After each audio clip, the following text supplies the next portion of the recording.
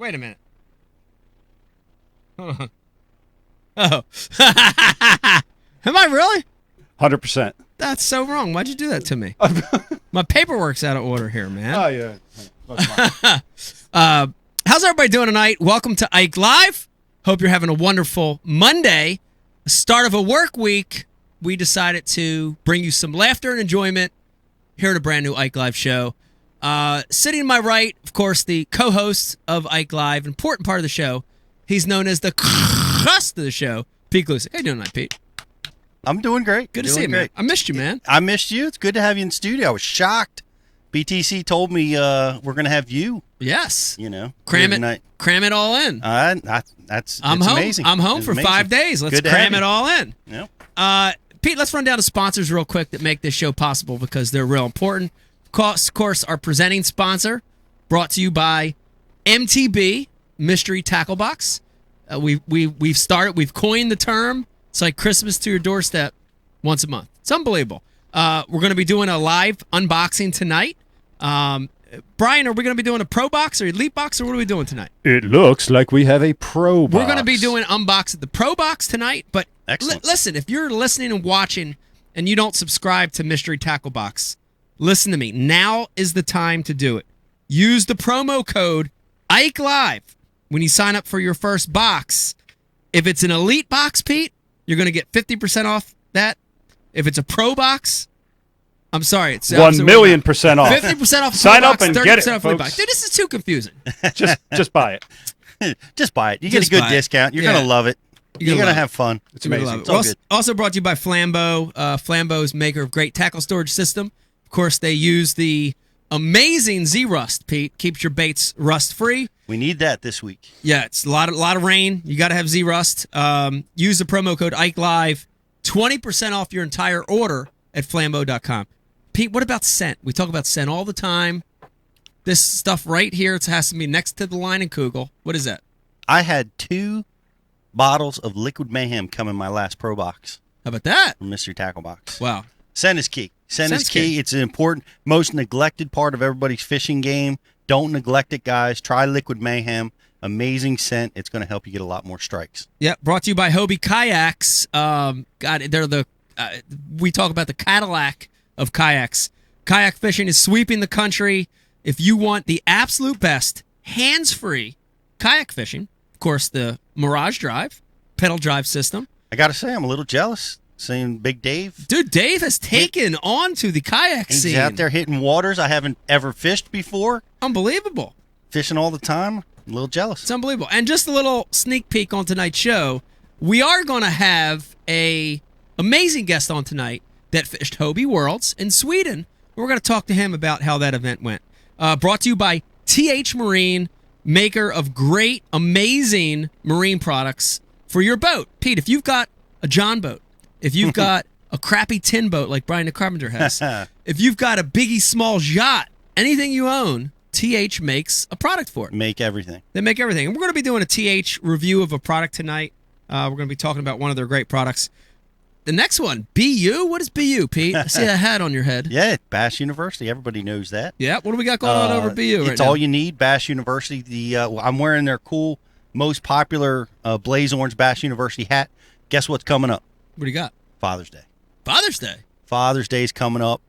Man, I was blessed. My dad took me fishing when I was 4 years old. It changed my life. We got a great Father's Day promotion going on. We're giving away this cool hat. Monthly, annual subscribers. Anybody that subscribes right now, you're going to get a really cool Bass University hat. Come on over and join us. It's $14.99 a month. You can cancel anytime. 400 instructional seminars from the greatest anglers in the world, including Greg Hackney's Shallow Water Attack. Wow. Seminar is available on Bass University TV, who just won the Elite using his Shallow Water Attack. You can get them on Bass U. You just can't get them on Ike Live. Right. You can't get them on Ike Live. Also brought to you by Real Snot. Man, if you want to improve your casting distance, you want to kill line memory, in the winter, you want to keep them cast long, keep the ice from forming. You got to try Real Snot. I'm telling you, we were out there right before the show started. We'll talk about this a little later in the show. I'm fishing a frog. I'm making giant casts with braid using Real Snot. long cast I could not make without using that product. Go to the Real Snot website. Use the promo code IKELive25. You get 25% off everything, including the new Java product over there. And also, those guys donate $1 of sale of all their products to the Ike Foundation, which is great. Shout out to Noah. Thank you for doing that. Brought to you by Tackle Warehouse. Everybody I know uses Tackle Warehouse. And finally, last but not least, Pete, Ike Live is brought to you by Line Cutters. Dude, awesome. Whether it's the ring or the flat mount on your boat, dude, this is the way to cut line, braided line, mono. If you're like Dave Brodzik, rope, whatever you're using, Line Cutters is amazing. Can never find my pliers. It's always, if you use that flush mount, it's always there. Go to linecutters.com. Use the promo code Ike Live Rules 20. You get 20% off anything on the Line Cutters site. Outstanding. It's pretty awesome. Also, yeah, Ike Live 25 on Liquid Mayhem site. Oh yeah, we'll get you 25% off Liquid Mayhem products. Yes, wow. And their new scents are coming out. They were sending us some. Nightcrawler and anise crawfish, I believe. Ooh. And they are without the red dye in them. They were supposed to be here. They didn't make them in here time for the show, but they do have some new stuff coming out. Very interesting. Yeah. New scent, clear color. Sounds good. Mm-hmm. Listen. And thank you to Traeger Grills for making us late every show. Yes, Traeger Grills, thank you for the amazing food. We're stuffed. My belly's giant, and we're late. It's going to be a great show tonight. Thanks for hanging in there with us. It's a Monday. Come back in 1 second and join us. We got a great show, including Nicholas Weedle. Yeah. Recent competitor at Hobie Worlds. We have Jim Miller, UFC superstar, join us to talk about Lyme's disease. It's going to be a very interesting confrontation. And talking about the Sabine River. And we won't have Greg Hackney on the show tonight. Hang in there with us. When we come back, more Ike Live. Thanks, Greg. Thanks, Greg. Warning! The following live webcast might contain content that some people find crude, vulgar, or objectionable. When watching this program, please make sure the room is well lit and do not sit too close to the screen. If you're uptight, easily offended, or lacking a sense of humor, please stop watching right now and leave the internet. Now it's time for Ike Live.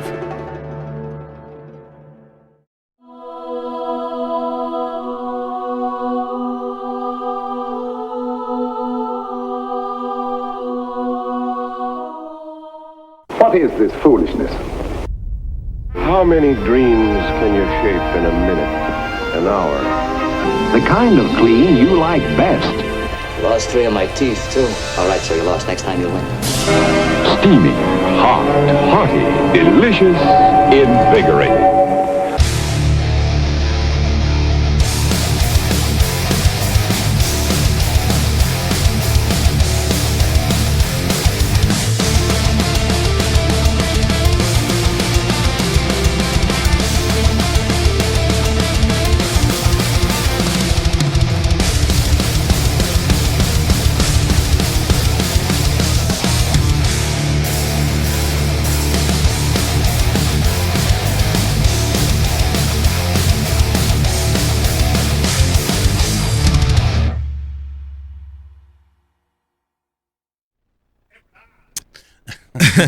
Folks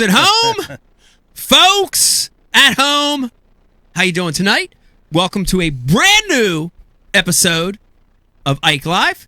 To my right, the wonderful, handsome man of the world, mysterious, Pete GLUSZEK. How you doing tonight, Pete? I'm doing good, man. Good to see you. Good to be here. Tell me what's new. With Are we going to talk about? Are we going to talk about why the show was late? Oh yeah, talk about why the show was late. Yeah, where were you, Pete? Why the show was late because the computer crashed because BTC touched it again. All on you. Has nothing to do with the fact that Pete had to take a dump. All right, computer update, Traeger Grills, and Pete's dump all forced the delay of the show. But the good news is, though, it's true. But the good news is, we have a great show in store for you tonight. Let me remind you who we have coming on. This is amazing. We have Nicholas Weedle, competitor at recent Hobie Worlds. He happened to be the champion from the Hobie qualifier at the Ike Foundation event. Can't wait to talk to him tonight. He's going to tell us about how Hobie Worlds was, how Sweden was, fishing for European perch, fishing for pike, fishing for all these cool species. Blondes. Can't wait to talk to him. Yeah. We're also going to be talking to a great friend, not only of all of us, but of the show, Jim Miller. You remember when Jim was here with his brother? Putting us in the figure four. Oh, it was great. Headlocks. It was great. And we're going to be catching up with Jim Miller, talking about what he's been doing. And Jim's also supporting a great cause, which is Lyme's awareness. And we're going to be talking about Lyme's disease. I think everybody here in the room probably has a story connected to Lyme's disease. I know I do. And we're going to be talking about that a little bit. And then also in the beginning here, Pete, we're just going to be catching up with everybody, see how everybody's been. I'm going to talk a little bit about Sabine River. I'm going to talk about being in New York City, doing some fishing in New York. And, of course, we'll catch up with Becky a little later tonight, too, Miss Rebecca, about some Ike Foundation stuff going on. Let me introduce the room. We've got a great cast of characters tonight in the room. And I'm going to work it a little bit out of order because I want to save our most important guest for last. In the booth joining us tonight, we've got Brian the Carpenter producing the show tonight. Brian, how are you? BTC. Good to see you, Brian. Hooray. I don't see you. There you go. There I am. Yes, and sitting next to Brian the Carpenter, the one and only Eric the Intern. Eric, you look a little different tonight. Hey, guys, how you doing? I'm just back here and doing nothing like normal. All right, now Eric, first I got to ask you real quick. You get a lot of grief from everybody for blowing up people's spots. Is this true, or what's the word? Where's the safe space at in this building? I need to go there now. Okay. All right. Is there a Crayola room anywhere?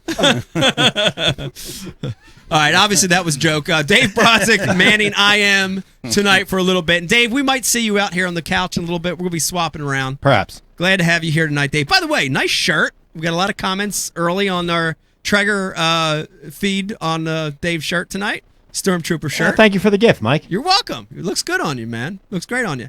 On the couch tonight, we've got, to my right, the lovely Miss Rebecca. She's real, and she is a part of the show. Rebecca, how you doing? Thank you. I exist. Ooh, that got loud. It did get loud. Did you just turn me on? Here's the interesting thing. A lot of people don't realize there may be some viewers and listeners watching and listening to the show right now that haven't tuned in from day one. They don't realize that you were here from the very beginning. You're real. I was. Now I spend a lot of time behind the scenes. Right. Little tech support, Yes. a little management, a little bit of all that stuff, right? Yes. Okay. Well, I end up behind the scenes because of mommy guilt, which I'm sure a lot of people can grasp. But mommy guilt. Yeah. kids spend a lot of time at school and away from me, so it's Right. kind of hard sometimes with the show to have somebody else put them to bed on a school night. Yeah. So Yeah. I'm in and out. Well, I'm glad to have you here because I'm home for a short week, so this is more time we can Very spend short. together. So I'm glad you're here tonight. By the It's way, nice to have you on the show. Thank you. It is I nice. dressed up for y'all because yeah, who are you with? didn't really think I was going to be on until later. Beck, who are you wearing tonight? I have no idea. Athletic wear. Okay, athletic wear. And Pete, last but not least, we have a brand new guy to not only like live, but a lot of the other things that we're doing in the business. I'm super happy to have him with us tonight. Charles Doherty tonight. Charles, how you doing tonight? Welcome, Charles. What's going on? What's going on? Great to see Hey, you. hi. We ended up on the couch Hey, together. We were not supposed to be on the show, either one of How it's us. supposed to happen. Yes. I was outside my truck listening to like my Will Smith CD, and then all of a sudden I'm here. So Yeah. what's going on? Let's just be honest with everybody. And you were coming tonight to do a little business. You Yeah. had no real plans to be here. You were kind of going to be talking to some of the guys, doing a little surveying. Yeah. And Eric the intern bailed, and so you kind of we said you got to go to work. Yeah. Hey, so I'm all in. It's all good. It's all Yeah. in. I'm much better looking than him anyway. That's so it's right. okay. Yeah. That's Yeah, right. it's fine. Older and wiser. Well, thank you for being here. It's going to be awesome. Thank you for having me. Yeah. It's going to be a great show. Before we start, I want to get into what everybody's been doing. Before we start, as always, Pete, want to start the show by thanking everybody in the military, active veterans, men and women. Thank you guys for what you do. It's a crazy effing world out there. Every time I turn on the news, it's even more crazy. Thank you guys for what you do. Policemen, firemen, EMT. Thank you guys. Appreciate your service. Pete, I'd like to hear from you. I want to start with you. What's new? Here's the thing that caught my eye. I do this all the time. I do social media because I do it for the business, but I also do it because I like following my friends and I like following my buddies. And a couple days ago, I'm going through my Facebook feed and I see this really cool post about Jake. Tell me a little bit about this, man. This is cool. This is very heartwarming. What's going on? Tell me a little bit about this. It is heartwarming, but I thought you were going to... that was the first post on Instagram I made in 2.5 years. Oh, okay. I knew you were active on there. That's really sad. I knew Pete was active on Instagram, but I didn't know he was that active. I've been more of a Facebook guy, but I decided to showing your age. I know. Wow. I decided to light my Instagram page back up again. And did you make the post on MySpace too, or no? We're saving that one. What about WhatsApp? Okay, but it was awesome. I mean, Jake's Derby this weekend was Saturday, the Parkway School annual fishing derby, which he won last year. And this year it was high drama. Wow. What do you mean? It was high drama. A kids fishing tournament. Yeah. And drama in a kids fishing tournament. Well, here, let me set this up for you. There's this little girl in Jake's class. Was she in his spot? Is what? Was she up in his spot? No, they weren't. They were. Was it a community hall? They were right across from each other on the pond. And they were trash talking the whole time. These two were working it. Wow. Jayla is her name. Yeah. And she won this derby 2 years ago. Wow. Right now, Jake, that was his first derby ever, and she won it handily. Last year, she had a tennis match. She's a tennis player, so she didn't come to the derby, and Jake won it handily. Yeah. Last year, so this year they're both there. Wow. They're both coming, and it was a battle. They both went for most fish. You got most fish or biggest fish. So they're battling out on numbers of bluegills. We got our little spot staked out. Her and her dad are across the pond. We can talk to them. Yeah. And they got their spot staked out. And we start to fishing, and Jake is on a group of piranha. Right from the word go. 8 casts in a row. Boom. 1, 2. Spawning fish, like clusters, or just eating? These are post-spawn feeding. These bluegills. are post-spawn feeding bluegill. Oh, man. And they were just piranha feeding it at his feet, and he was just. I was getting him off the hook and just counting them as quick as I could, trying to stay with him. And, and she hadn't even started fishing yet. She just started. And he's already got 8, and he's like, "I got 8, Jayla." He's hollering at across smack talking. Smack talking, but then. She's a competitor, man. She started bringing it. Yeah. And it was like he had 15, she had 9. He had 22, she had 17. Wow. And the gap's getting tighter and tighter. And then later in the derby, it's like a 2-hour derby, our bank just went flat. Right. No bites. And their bank is lit up. Still catching them. Their bank is lit up, and she's one more closer. And Jake pulls one out finally, first time in like 30 minutes, and it wound up finishing 36 Jake, 34 Jayla. Wow. It was a battle. Tight. Wow. Yeah. Tight. It was fun. Unlike the Sabine River, that was a tight race.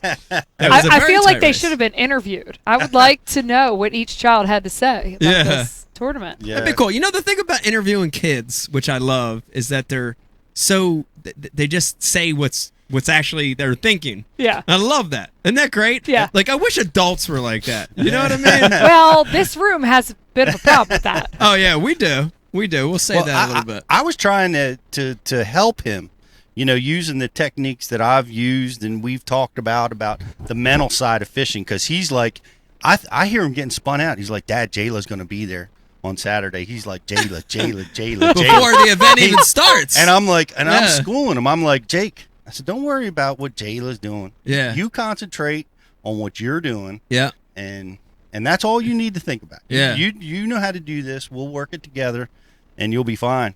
But he used Jayla as fuel. I mean, it actually worked. I thought it was spinning him out, and it was actually fueling his fire. He's like, I'm going to win. I'm going to beat this girl this time. That's awesome. What cool scenario though that it was a girl, a boy and a girl, competing against each other. I love that about the sport of fishing. Right. And what a great example with 2 kids, Doesn't matter if you're a male or female, That's awesome. Uh-oh. See some What do we craziness got? going in the back. Something just happened? Oh, no. Brian the Carpenter? Barbecue made him crazy. Yes, sir. Do I need to know anything? Or no. Okay. Did you see the picture of Jake in the reeds? Is that the picture? Maybe. I saw. I can't remember. Maybe it was. He was in the reeds stalking, man. He was like, got slow. Yeah. And he started wading in up to his waist. Wow, looking And around, he's- looking for bluegill. And he's like going popping. down the reed banks with his bait, and catching them. Wow. That way, he's getting serious. That's awesome. Wow. Stalking. That's awesome. So congratulations to Jake, by the way. Thank Yeah. you. Awesome. 2 years in a row. Yeah, 2 years in a row. That's great. What was first place? A fully rigged bass boat? Or Actually, thanks to Ike, the Ike Foundation, yes. they gave prizes away to the 2 kids that have participated. They're in 4th grade now because that 4th grade it ends. And they participated every single year, kindergarten through 4th grade. There was 2 kids that did every single year. Yeah. And those were the 2 kids that were awarded Cool. the, 5 years the in a Ike row prize. they did it. Yep. Participation That's trophies. awesome. Very Cool. cool. Very cool. Very cool. Good segue. Brian the Carpenter talked to Becky a little bit about Ike Foundation. Big stuff happening. Big stuff gonna happen here in the next month. A lot of excitement. Every time I walk in the office, I like it because there's really positive energy about the Ike Foundation. Yes. You wanna catch everybody up? I know everybody watching and listening wants to know about what's going on with the Ike Foundation. Tell me a little bit. So our big event is coming up this summer. July 21st What is that big event? the Pro-Am, the Ike's Celebrity Pro-Am. Ah. And it's crazy. This year we have so many of the pro boats. We've got so many pros coming out. It's lined up perfectly. It's right before the Chesapeake Elite. Right. It's packed. It's Yes. awesome. We're getting all these people signed up. So we have the boat tournament going on the Delaware River. Yep. We have the kayak tournament, which is a Hobie World Qualifier. Great tie-in because we have Nicholas Weedle on tonight. Yes. Jim Miller is also going to come out for our Pro-Am again. He fishes with Yeah, a pro. we have And Jim he coming won the boat the first He year. did win the boat. So it's yeah. actually like the Ike Foundation Ike Live night. It's kind of fun. Cool. So they fish on the tributaries of the Delaware River. Newton Creek, Cooper River. Yep. Yep. Non-tidal. But while those guys are out fishing, that's great that they're out fishing, and we love that part. But here's the best part of the whole thing is that we put on a free family fun fest in Camden on the waterfront. Absolutely free.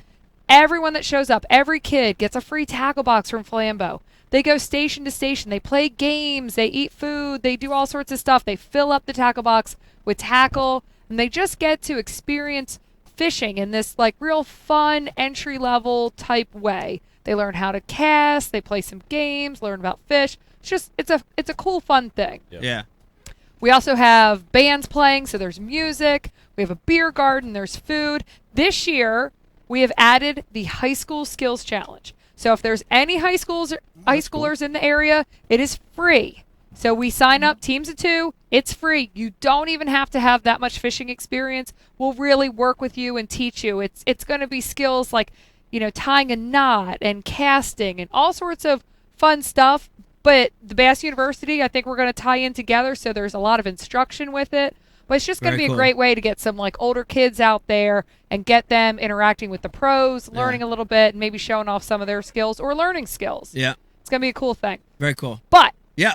the night before, And what dates are we talking about here, by the way? July People are watching. 21st, all that I just said is July 21st. Saturday, July 21st. On the Camden waterfront. Yep. But Friday night, the 20th, we're on the Battleship, New Jersey. Wow. That's the coolest Cool venue. experience. That is a cool venue. You look out at the Philadelphia skyline, Yeah. having some drinks. Look out at Yeah. massive Buying some thunderstorms tickets. I have this- that come through. That tornado that blew through Yeah. last year. I was We're gonna hoping say, to not have a tornado again. That's what I was gonna say. I have this vision of the Battleship last year where Yes. I that storm started to come through, and I looked to my left, and it was Dave. Were you there, Dave, with your wife? Yeah. Yeah, Dave and Mel and Brian and Heather Yes. and Becky Hair. and all the ladies.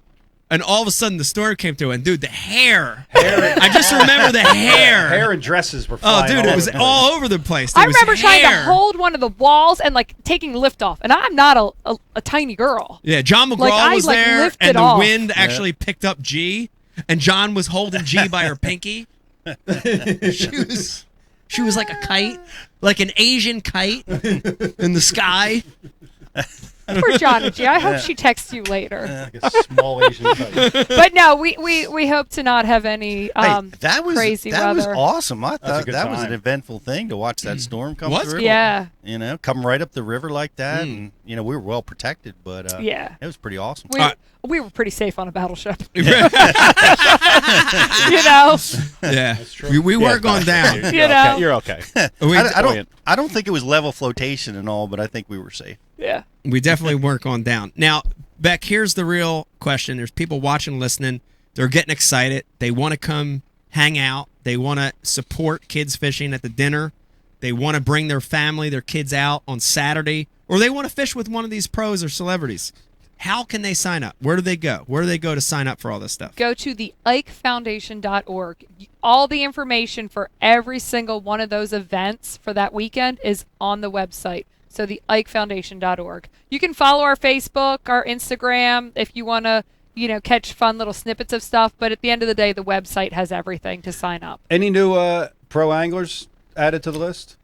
Yeah, I know we just added Kevin Short, Jared Lintner. Oh, word? Jared Lintner. Yeah, very they cool. keep the pros keep getting added every single week because the pro boats keep filling. We want names. Wow. Yeah, well, we go back More with names. We got Aaron Martin's fishing this year for the Yes. first year. Very excited to have him. Yep. Steve Kennedy. Oh, man, I just love it. We've got Ish Monroe, John Ish Monroe, Cruz, Cliff Crochet, Carl Jochimson. Here's a couple that That's I'm awesome. excited about. Gary Klein, Shaw Grigsby. Yes. I mean, two of the guys. Yeah, that's awesome. What's neat about that is these are guys when all of us, I'm sure I'm speaking for everybody, Yeah, even when we were Pete. young, dude, they're the guys we looked up to. Yep. You know what I mean? So having them out's cool. It brings a cool element to it, you know? Yeah, I don't like that Shaw's in it. I think he did pretty good the last time. He did He do did. good. That's He right. did. I might know where he's running. Yeah, he was pretty strong. He's going to be tough to He will contend be. with. Kevin Short didn't he do well in the Kevin- Delaware? Kevin did did do good. And if You're he goes in back trouble. there, Yeah, I he know might it. be all Watch right out, Pete. too. Man. Yeah. Yeah, I It's tried gonna to be a do what battle. he did. That didn't work out. Yeah. What's that, Bert? BT? I tried to do what he did, and it didn't work out for me. That's right. You did that one year. Yeah. Yeah, but you had guys weighing you down like an anchor. Some strong, but Joe Sancho's coming out again. Joe Sancho Oh, has Joe's won coming our back. event Yeah. before, Yes. so And we've Jim- got Jim- some yeah. great guys. Jim Miller's undefeated tournament angler, by the way. He is. Undefeated. You wanna He know? could be coming back for blood, Hey, man. that's back bold to Hey, put we've his got- undefeated record on the line like that. Yeah, We've got some great UFC guys coming out. we do. Yeah. Oh, that's We fun. want to talk about who we got coming out to. Let's mention some other UFC for all our UFC viewers that follow the For any UFC. men out who, there. who else we got? Adam Milstead, who I did not realize how big he was into fishing, but if you follow his I see that. social Yep. media, he's fishing all the time, like all over the country. Wow. Awesome.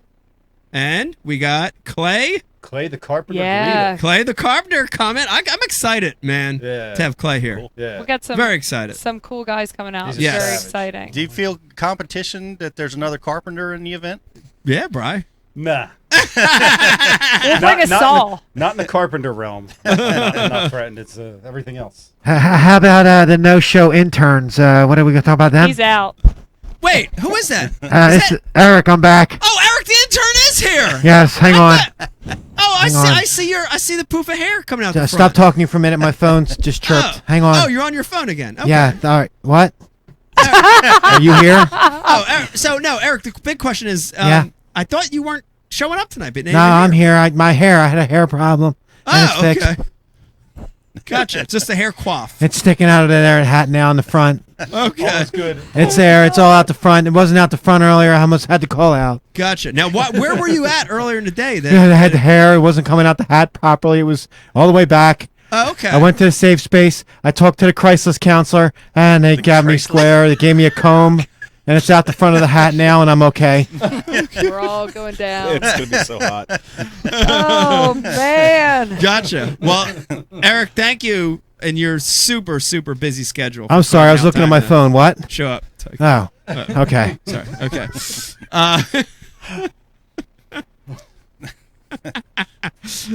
You know he's listening. He's so mad right now. Good.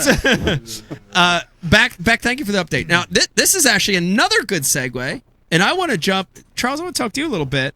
First of all, let me tell you, we're excited, man, to have you on the team. And, without getting into specifics, you're going to be representing a lot of the facets that you hear about on the show all the time. Yeah. Ike Live and Bash University and Pro Edge and a lot of the things that we do every day. Dude, I just got to tell you, thank you. Very excited to have you. I'm welcome you. I'm more stoked than anybody else. I appreciate it. I really appreciate the opportunity. I'm pumped. It's awesome. Pumped. Now, there's a lot of people watching right now, and they're kind of like, well, wait a minute. Yeah, what's going on? Tell me a little bit about who are you? Give me your background. Yo, that's a long story. You got 4 hours? We got 4 hours. Brian needs to fill it. Yeah. All right. Since he can't get Hackney on the show. All right, everyone get comfortable. Hackney who? Oh, man. Yeah, I'm from North Jersey originally. I grew up Jefferson Township, Lake Opakon. Opakon. Opakon. Old stomping grounds, Pete. Yep. Weed lines. Yeah. Lee's. Yeah.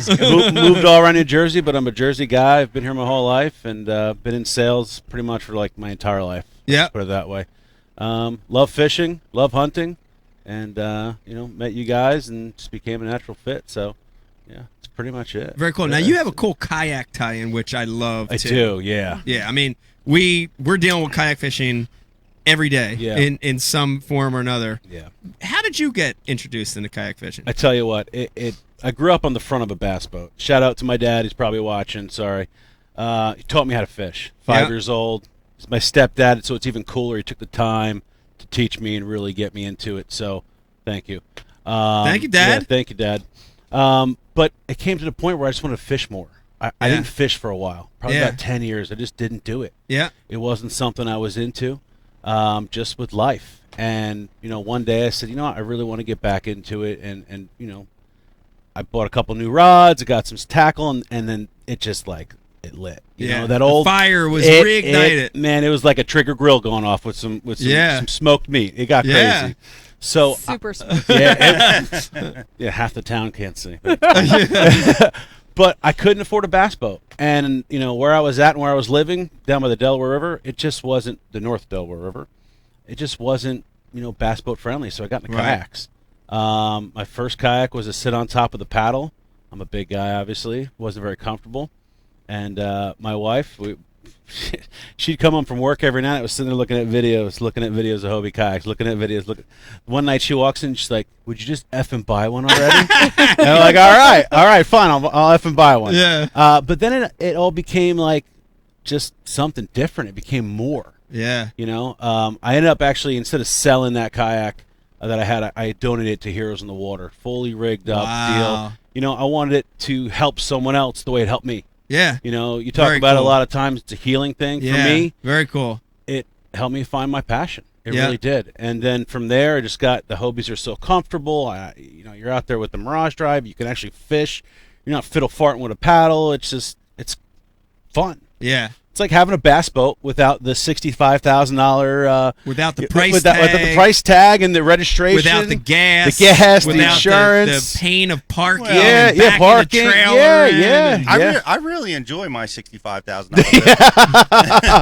All right, well, I'm going to go out with your boat. No, I know everyone has their own thing, but for me, it just wasn't.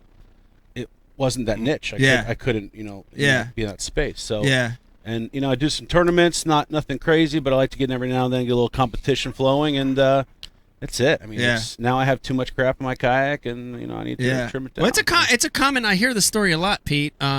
People that fished and sort of fell out of it, and then reignite it by entering kayak fishing. In fact, we have another guy in the room, Dave. Dave Brodzik. He's going through that same process. You're going through that process. I want to call you to play a little bit, talk about it, because. Similar story. It's not that you didn't stop fishing, but you had the $60,000 Ranger. Yeah. You were doing the tournament stuff. Sure. Sometimes it's a bunch of shit. You get disenchanted with it. Yeah. And dude, I've seen in the last 2 or 3 weeks, I've seen fire in your eye again, that you're just excited about the sport again. A lot of it has to do with kayak. Correct. It does. Tell me a little bit about it, because it's the same story that Charles has said, but a little different. Tell me about it. Right. So for me, when I had that payment sitting on the side of the house, it was all well and good when the kids were like really, really small, 6 months to a year old. Yeah. Then they want to start hanging out with dad. Yeah. And now it's like I have that burden on the side of the house. I feel obligated to go out and compete in the big water with it. I wasn't feeling comfortable out on the water, and I wasn't feeling comfortable at home because I had that thing and I had the urge to compete. Yeah. Boat went away. I crashed it. Boat went away. On purpose? No. I've told that story. It's too late. They won't come back after. You can admit it now. No, statute of limitations is about 15 years on insurance. Oh, man. So, hey, we're talking about the kayak, right? That's right. So, boat was gone for a while. I was fishing co-angler for a little bit, fishing from the bank, fishing out of John McGraw's canoe that he abandoned at my house like the SS Minnow on the beach. Right? I just finally got him to take that back like the other night. I had him over for dinner. It could have been worse. He could have left his brother on the side of your house. Oh, God. I wondered what that rotted thing was inside of it. All right. Smell was. Yeah. No, so. Sorry, John. Sorry, Mike.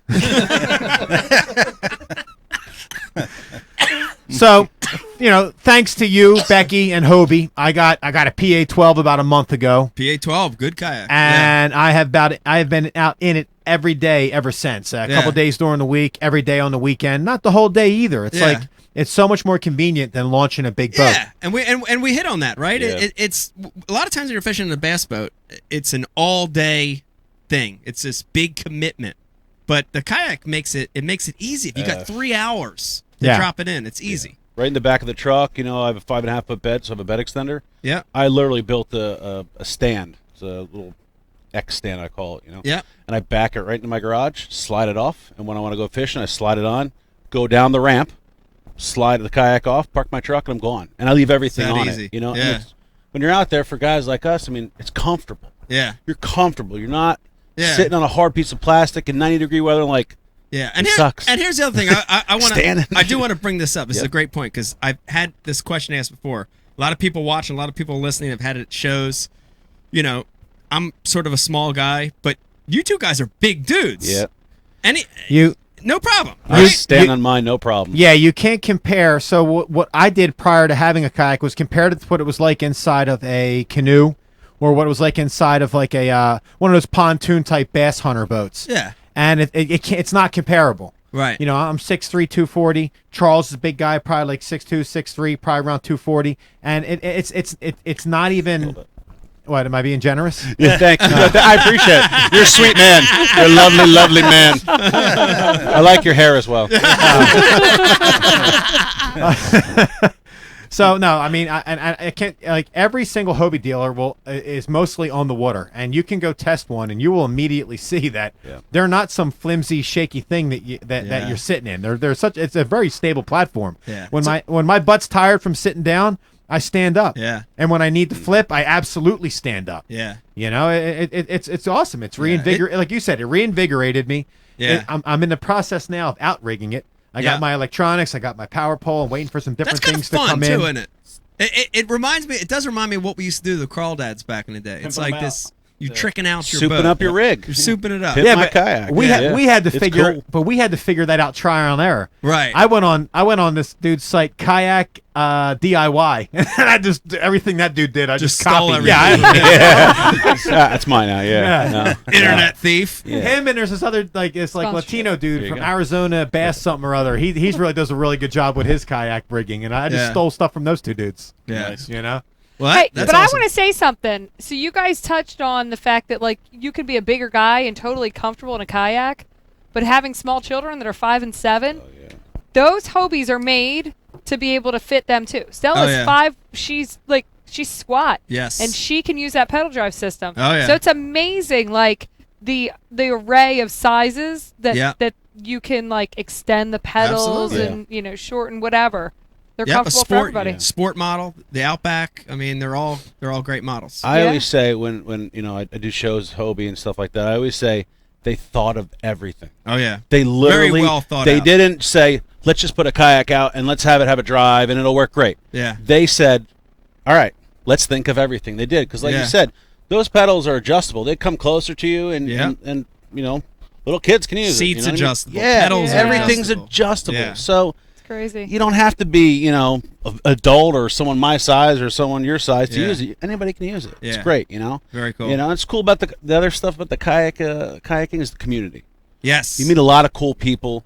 Yeah. You know, I mean, you guys know Tom Michael. I met him. Tom My Michael's buddy great. Charles Brion. Yeah. I met him through. We become great friends. Sportsman's Outpost down there, Kathy. Like, those people are such nice people. Yeah. You want to talk to them. You Yeah. want to hang out with them. Yeah. You know, and that to me has been the most fun. You know, is traveling around and meeting these people. You know, Nick Weddle. I always mess it up. I met him last year. One of the coolest guys ever. Until he told me he was staying in his van. I'm like, dude, this is the wrong area to stay in your van. He's like, "Is you sure?" I'm like, dude, this is not the spot to do this. Yeah. But He was like in Camden. In his yeah, van? it was like legit staying in his van. He's like, "You fine?" I'm like, "You braver Wow, than me, we dude. need to- Yeah. Are you let me packing?" I need to write a note Yeah. about this. We gotta ask this question. Yeah, I Wow. mean, he's at the ramp. I'm like, "Are Wow. you sure?" Wow. But everyone's Dave. really nice, you know, and everyone wants to help Wow. everyone. It's not, you know, it's not out to screw you or anything like that. So Mm-hmm. it's cool. It's nice. I noticed that with the kayak community. It's like in our fishing world, we kind of like hide a lot of secrets, tell a lot of lies. Right. Lies! No, there's some guys like that out there too, Lies! but there's some guys that'll pull up on a spot next to bass boats and just absolutely drop the hammer, and the guys in the bass boats aren't catching them. Yeah. And it's like, oh, kick the kayak guy out. Well, it's fair game at that point, but you know, for the most part, everyone's pretty cool. Now, Dave, I'm very, very excited. I know also you've been doing a lot of filming, a lot of content. Yes. I'm very excited to see some of this content. Where's all the footage at? Why aren't we seeing anything yet? Hey, before we go down that wormhole again, I have to say my favorite piece was the stormtrooper. He's getting back. The in flash costume. dance? Eric's back. The flash dance? Dude, that was amazing. That was I know. awesome. You were like speed pedal drive system. That was Now- hilarious. I so- appreciate Oh, wait a that. minute. Who just came back? I was talking to Dave, but somebody else is back there now. Who is that? I'm back. Oh, Eric. Yeah, Dave dumped his 2 SD cards off on me with great footage, but I didn't have time to put them all together. What? Hold on, my phone's ringing. Hang on, my phone's ringing. Oh, your phone's ringing Can again. you- all right, I'm back. Wait a minute, what were we talking about? Oh, Dave, dude, 2 chips, great footage. I didn't have time to process it. What? Gotta edit that stuff, Eric. It's good. It's gold. It's liquid gold. So Right? as everyone knows, don't ever bail on Ike Live. If you're a part of the crew, if you're a guest, I've learned a lot tonight. don't bail. I'm not coming back because if I can't make it. I mean, it lasts a good year till they can let go. Becky, They just can't. Becky, Yes, Eric. Becky, the Americans with Disabilities Act states you need to have a safe space for me ASAP. Oh, the handbasket Too to much. Hades is just... I'm triggered. Stop it. Stop it now. All right, Eric. Thank you for sure. Oh God, the show gets I'm not really sure weird. who we're worse to, the people who show up or the people who don't show up. Yeah, I think that's half the reason guys are bailing from the show. I think they're getting scared to come on. Yeah, well, Maybe actually, getting too harsh. You might have found. I think that's We've it. had some repeat offenders, so you know who's got thick skin. Yeah, well, you gotta. I mean, we actually make the. Jersey though. Here- I know, we can't help No. it. have to. Here's the thing, though. Here's the thing. We make fun of each other. We make fun of our own. No, we have a policy. We have policy. What is the policy? We don't make fun of anyone. We make fun of everyone. Yeah, we're and just we busting include balls. ourselves. It's so Jersey to bust balls, isn't it? It's in your blood. It really Yeah. is. It When you're born into the world, Yeah. it's there. Brian Carpenter. Dave. Oh, Dave. So, I mean, if anyone's offended, my God, I'm called Fatty on the show.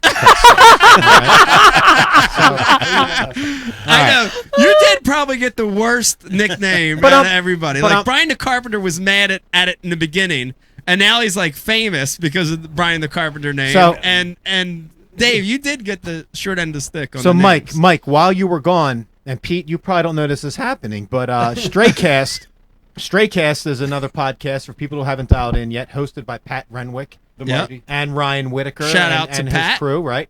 So they Pat during Christmas time asked me to call up and roast his whole crew, and I put them on fire. Oh, yeah, they had nothing to say. So They didn't love it. For those that didn't love it. want to watch it, if you go back to Straycast, it was They did not love it? Is they that did what you not love said? God no. So Brandon, it was the episode with Brandon Palaniuk. There was like 12 guys on that show. Yeah, so but it's listed as Brandon Palaniuk if you go to look back. I hammered these dudes. Well, anyway, they have their version of Eric, and his name is JP. And JP was like an unsuccessful and aspiring like white rapper. And Yeah. so He was, yeah. So I lit him up, and long story short, he started ripping on my gardening the other night. On your garden? On my gardening. He challenged you into a one-on-one. Well, he challenged me first off into a one-on-one fishing. Renwick and him challenged me on Jeffrey's one-on-one fishing. Yeah. Fishing, And not then- gardening. And then they fishing. start talking about how I don't fish anymore, It's and like, all I do is garden. And so JP tonight said, I'm going to quote, "Do you know petunias are the perfect flowers for pussies? The plant is non-toxic for cats and dogs." Because I sent him a video the other day when he was insulting my flowers. I sent him a video saying, "Talk about me all you want, but don't talk about my flowers." But hey, they're coming up for your event. He may be coming up. If he comes up, I want to challenge him to a rap battle right here in studio with you on the 1 and 2. Wow. Yeah. It's going down.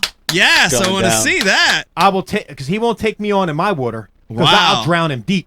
But Man. I'll take him on in his white rapping. I will tear We him might have up. to have like I an like it. Olympics. That's actually a Dave, great idea. Fishing, rapping, and proving. Yeah, Dave. Pruning, yeah. If that Pruning's happens, I'm gonna say it right now. If that happens, I'll set up the DJ equipment and I'll spin for the battle. And he's got to face Stormtrooper in a rap battle.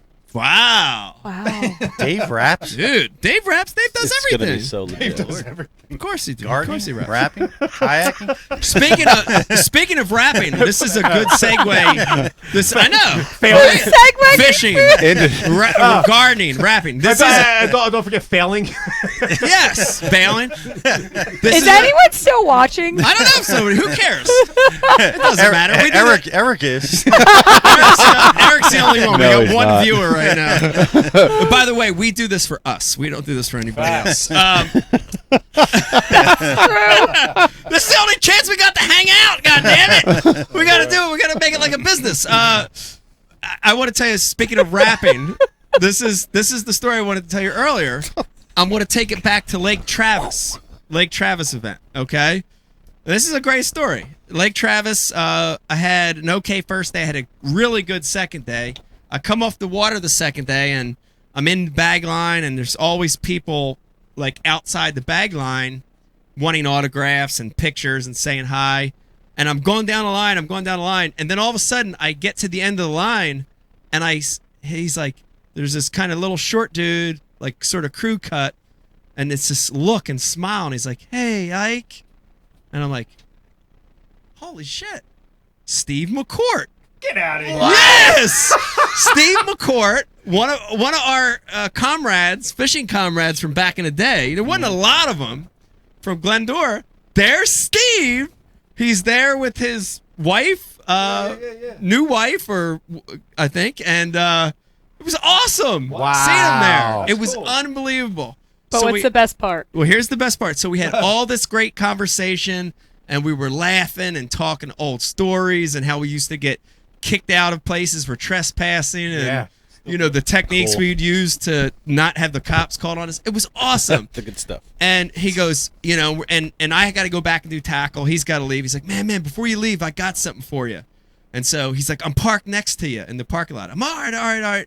And I get over there, and as I walk over, first of all, you gotta have this. I have this image of Steve, and it's got to be true, right? He's in Texas. He's been in Texas now for 20 years. Okay. He's got an Eagles T-shirt on with jeans. It's like 90 degrees out, and he's got jeans on, and he's got a gold chain outside of the Eagles jersey. And as we're walking up, he's like, "Yeah, come on, I park next to you." No. As we walk up, dude, he's got a Mustang. A 5.0? Like an old school Mustang. Of course he does. Souped up, dude. Like Krager rims, like awesome, dude. I'm like, that's so cool. Oh my God, this is awesome. He goes, "I got something for you." And he goes in his car, he pulls it out, and he goes, "Wait a minute. I'm going to play it before I give it to you." He's got a Baseline DJ's CD that he had on tape that he transferred to a CD. And he's playing it as he's giving me a copy of it. Dude, and he's blasting it. He's got subs. And it's that's great. Now tell everyone Baseline DJs. Yeah, so back in the day when we were in high school and through college, I DJ'd, and I had a mobile disc jockey company called baseline disc jockeys, and I put together these mixtapes, early mixtapes. It was like the late '80s, early '90s, and he had one, and he's like, yeah, wait, listen to this part, and all of a sudden it like played this mix, and it was, and I'm like, damn, that was smooth mix there, and all of a sudden this voice came on. He's like, this is a baseline disc jockeys production. Oh man! And it was me. I'm like, you kept the shit for all this shit. That's awesome, dude. And I have the CD. I have it. It's in my truck. My truck's coming tonight. You have to listen to that. Josh the driver, if you're listening tonight, Josh the driver is delivering not only my rig but the CD, and we'll have it tonight. Dude, my senior year of high school, I hung out with him that whole summer. Yeah. Until we graduated and beyond. Then he went into the Army. He went to the Army. It was one of my funnest summers of all time with that dude. He was a party from 9 o'clock in the morning till he shut you down at 4 in the morning, nonstop, funny as hell, dude. Dude, he's so Jersey. He's so just. Is he still? Oh, he's the same dude. Dude, he lived military, on Timber right? Creek. Oh yeah, he lived on Timber Creek. He's the same dude. He's military. He's military, Army. lifer and military. He went Army. He's still in the military. Yeah, okay. He's in recruitment right now. Okay. And We need to hear this music. oh, dude, it's we'll play it next We show. need to We'll hear have Steve it. McCourt on the show. That dude is a riot, man. Oh no, it's good. No, you'll like it. It's good. But now here's the thing, and this is just typical Steve. So I'm like, man, like how's the fishing been for you? He's like, dude, I've been smashing them. 3 or 4 times a year, I go to this lake. I catch 10-pounders at will. And I'm like, what do you mean? Oh, yeah. I drive down to this lake in Mexico. That's him. Oh, dude, and that's totally him. Like, people are getting their heads chopped off. Fearless, dude. He tows his own boat with his own truck to this lake, like, way south of El Salto. Like, I'm not talking about El Salto or a Cucaracha or these lakes or whatever they are. Cucaracha. Cucaracha That's or the whatever. technical name. Yeah. Is he towing with that Mustang? I was going to don't say know. the 5.0. No, I don't think he's towing that. But, dude, it's crazy. Dude, Fearless. He was like, dude, we were 19. He had a hot rod that was messed up back then. We had to stop. We had to stop like every 10 miles to someone's garden hose and fill up his radiator. We would have my Coleman Crawdad on the top of his car, and he'd be like, dude, I got this spot. We'd be in the middle of these $1 million houses, like in the middle of Medford, dragging our Crawdad through these landscape lawns to their private lakes and fishing it, dude. Oh, yeah. He'd be like, I have this awesome spot. Like, dude, it's just like, this is a private community. Dude, and here's Awesome. here's a great way to end the story. So we're there. He's playing this song. He's blasting it in this old Mustang, And Where are you now? You're in the weigh-in line. We're in the parking lot now, and all the guys are around you. Well, it's up from the weigh-in. Are people coming for autographs? People are still coming for autographs. But here's the funniest thing, and here's how it ended. We're kind of saying our goodbyes, but he still has the music blasting, and all of a sudden, this dude came down that lived near the parking lot, and he's like, man, you got to turn that music down. What's Steve So saying? there's a loud as get out weigh-in going on, blasting. Oh, yeah, that that's didn't great. offend the guy. The music, the music. baseline DJs did. Baseline Mike, DJs, Mike, yes. was Steve like, huh? It's 12 o'clock. Can't hear you. No, you turn it down. No, but we talked about that. Yeah. It's pretty awesome, man. Crazy. Pretty awesome. That's a good sighting, man. Damn. It was good. All right, I'll be back. Okay. Brian, how we doing? Keep You going. never talked about Sabine. Yeah, let's do a little more catch up. We'll take a break and then we'll come back with Nick. Does that work? Yeah, are you going to talk about Sabine today or not? Yeah, we'll talk about it a little bit. Then we'll go to Nick first. Yeah, by the way, let me remind everybody watching, we do want to hear from him, right, Brian? We'd love to. Yeah. We've got the IM open, Pete, as you know. You actually Eric have Manning someone. aboard? No, Yeah. you'll have someone that'll respond on the IM. That's cold-blooded. Yeah, right. We actually have somebody working out him tonight that'll respond back to you. If you've got a question or comment at any point during the show, please hit us up on the IM. Also, if you're watching through Facebook, through the Ike Live Facebook page, send your comments through there, and we're also checking it periodically. Pete, I Excellent. think. Yes, I think. Well, you had a good event down there at the Sabine. Congratulations. Thank you. Yeah, Sabine was good. Sabine was good. We talked about it earlier. It reminded me a lot of the James River, how it was fishing. crowded conditions, bass in more limited areas. Did you go up the river? Did you fish one of these canals? Or So I ended up, I ruled out the Sabine itself because I thought the overcrowding would not make it winnable. And first and second place both came from the Sabine.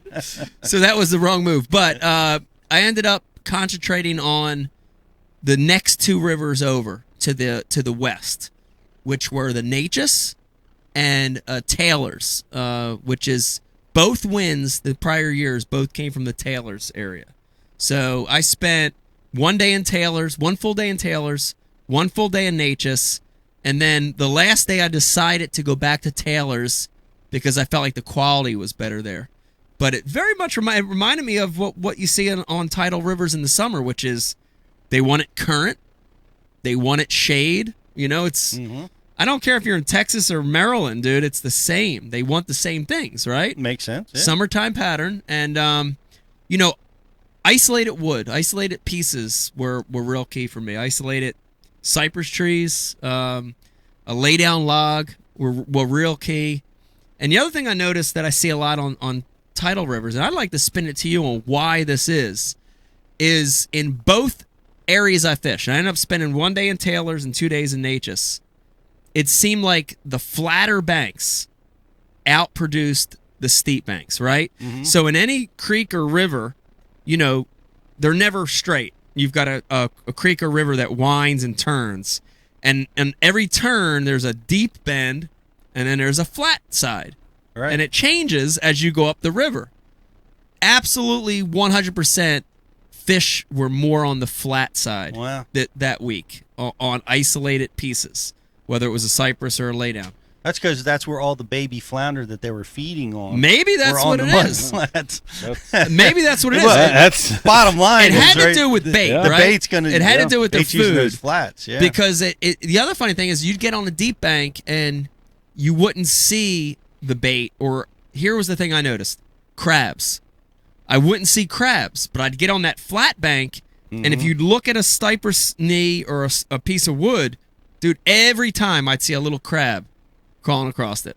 So it had to have something to do with food. Sure. Had to have something to do with food. Well, in the summertime, it's all about the food. Yeah. Right. So it's whatever bait. Yeah, and the water temperature, by the way, was like 87 in the morning and like 91 in the afternoons. Wow. Dude, and guys, that's crazy. Water people watching right now, they're like, "What do you mean water temperature in the 90s?" Dude, those don't those fish shut down? But here's the thing, Pete: the hotter the water, the higher their metabolism, the more they have to eat in hot water. And people have to remember that, so they still have to eat. It's not like they can shut down and not eat at all. You know, it was interesting, and we see this all the time when the water temperature gets up that way around here on our tidal waters. Is that top water? And you saw the trigger, and that was a big player this week with the top 12 guys, especially the top two. A top water, a buzzbait, a frog, a popper. Because those fish, when it gets hot like that, it's like their metabolism's soaring, but they get hard to catch. Really hard when it's really hot like that, and the top water can make them nuts. Triggers them. It's the one of the tools in the hot weather that can just take them out of their comfort zone. And get them activated. And that I clearly, look at Hackney working right through that canal with all the fishing pressure that it had. With a buzz bait and a frog and just catching fish all the guys were missing. Aggravating them into biting it. How did that whole thing work out where you can only fish half the river? What was that? What was that about? Yeah, I never got that. I understand that. It was very confusing, and there was a lot of politics involved in it. Okay. Louisiana waters were off. Waters were totally off limits. And the reason they did that, I heard 3 or 4 rumors of why they did that. The first one was, the canal and water land ownership rights in Louisiana.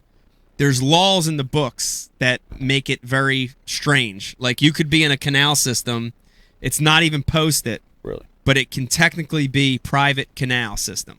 So there's still a lot of them weird laws on the books because oil money rules, right? The oil money is big, and whoever has the money makes the laws. I heard that was part of it.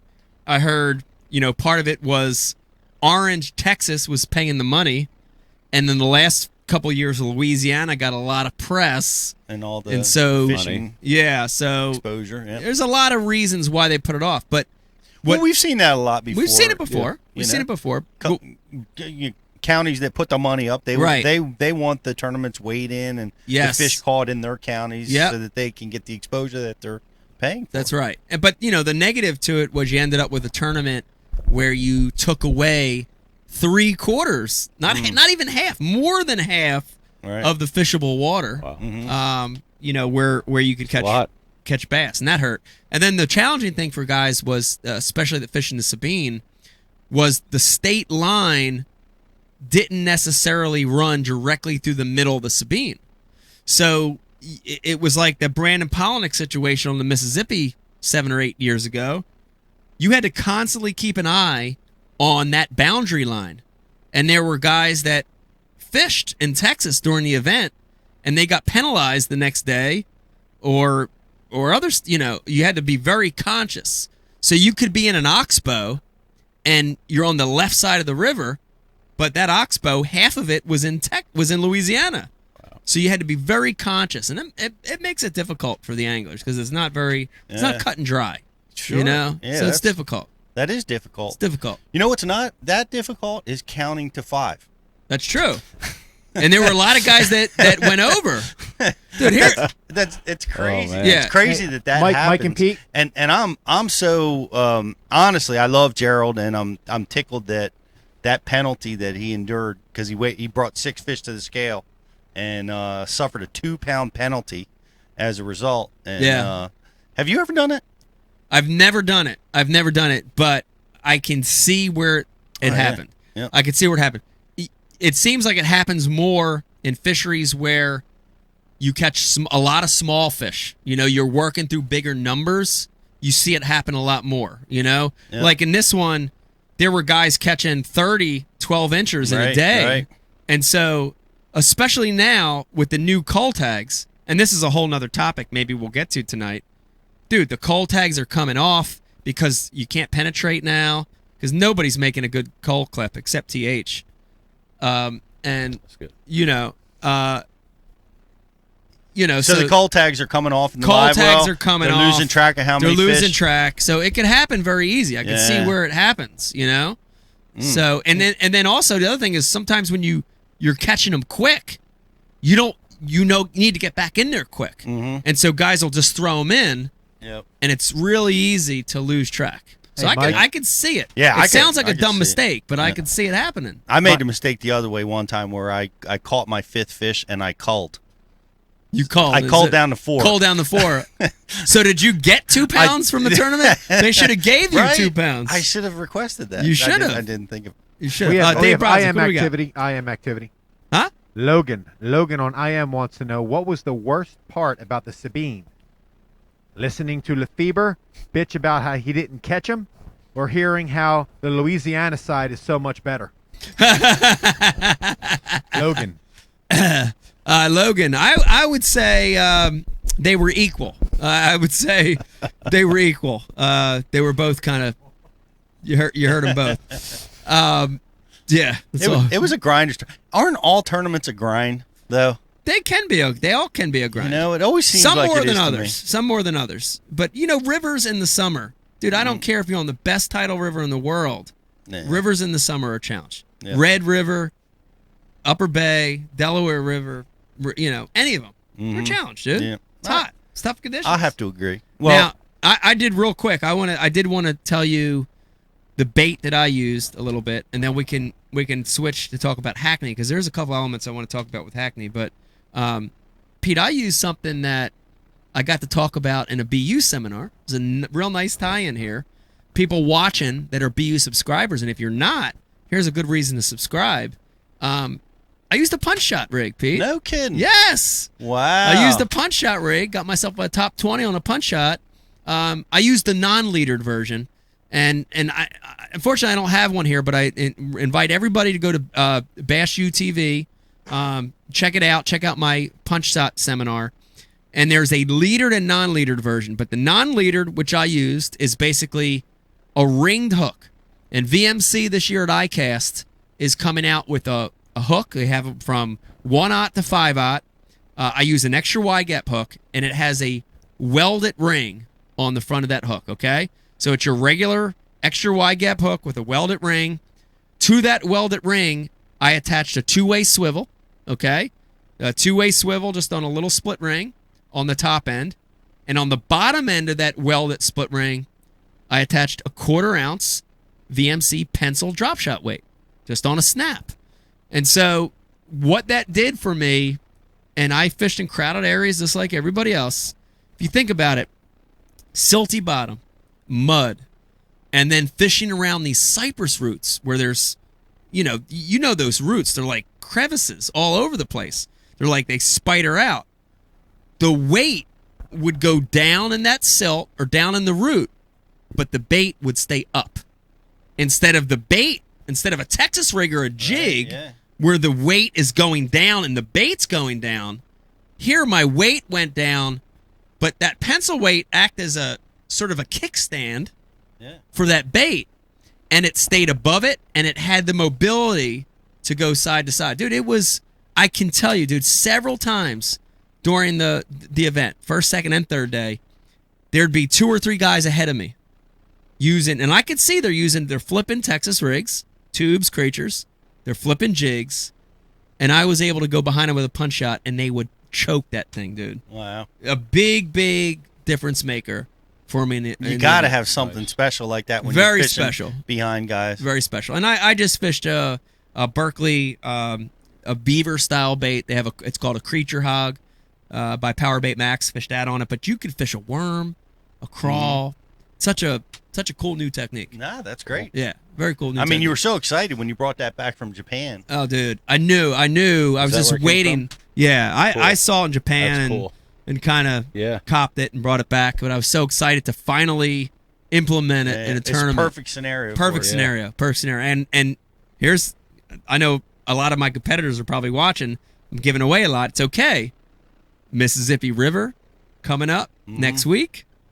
Upper Bay coming up in 3 weeks. Shallow, silty, muddy water environments. I'm just saying. Could play again. Could play again. I did what, Dave, anything else coming on the IM do you want to mention? Or I did want to switch to Hackney, talk about Hackney a little bit. No, let's switch over to Hackney. Okay. Big win from Hackney, and dominant win. And I just wanted to tell you a couple things from my perspective that I saw. Two of the 4 days, he happened to be in line behind me, and when you're in the weighing line, I thought he might be fishing. No. Okay. 2 of the 4 days he was in line behind me, and we got to talk a little bit. And the first day when he caught that 5-pounder, he was behind me, right behind me, weighing line, and he was talking about it. And he was like, you could just see it. He's like, man, I saw the fish, and I pitched out there and watched him eat it, and he didn't even fight, and he just came in the boat, and and I'm like, dude. And like I kind of knew, and he knew at that point, that when it's your tournament to win, like things like that happen. Pete, you've been through it. I've been through it. Like you saw that happen to him all week. Things that aren't supposed to happen. Yeah, things that aren't supposed to happen. It's really special, That's cool. I knew from that first day when he told me that story, and every day I'd look back and he's got a 3-pounder and something like that happened, and you get on those rhythms and just all the energy is right. And it happened to me in the Delaware River when I won. Stuff that shouldn't happen happens, and that was his week. Yeah. It's pretty cool to see, man. I watched a lot of it on Bassmaster Live. Watched him use the buzz bait, a square bill, just making moves and adjustments, and just always being in the right place at the right tide. Yeah, it seemed to be a little bit better than the other guys that were in that canal with him. Right, and that's the key in the tides, and you could hear his tidal awareness, like he talked so much about it. How he was observing the various water levels, and how important it was at the low tide, which is a common thing. Yeah, but he would just be so relaxed, right, knowing that lower tide's coming. It's coming. It's coming later on in the day, and he just he's catching fish in the meantime. Yeah. picking away at them, Yeah. and just waiting for the opportunity, and it came. Yeah. Came every day. Every day. Now here, Brian Carpenter and Dave, I want to get you in on this too. Charles, I want to hear your opinion. The big disappointment for me for not having Hackney on tonight is I did want to talk to him about the Bill Lowen. Yeah, I was going to ask the you Bill about Lowen interaction, and I know a lot of you guys probably saw it happen. Or I didn't get. I saw them. I didn't get to hear the audio. Okay. I missed the audio part of it. Yeah. Yeah. So basically, for guys watching, listening tonight, Greg was in a canal, one of the canals that he had fished every day, and it happened to be the same canal that Lowen had fished every day. And I want to say this happened on the second or third day. I'm not sure. And Hackney was in the canal, and he was fishing a lot of that middle canal stuff. You know, you saw it in live. And Bill Lowen came in. He saw that Hackney was kind of in the middle of this canal. And let's say it's a 5-mile canal, 3-mile canal, let's say. And Bill Lowen came in, and he shut off his outboard and dropped his trolling motor and just trolled, never touched his rod, trolled all the way up to where Hackney was and just like, hey, man, I know you're fishing in here. I just want to get to the very back. I'm not even going to fish anything. I promise you, I won't grab my rod. I fished back there yesterday. That's where I caught most of my weight. I just need to get back there. Dude, Hackney would not let him pass. Yeah.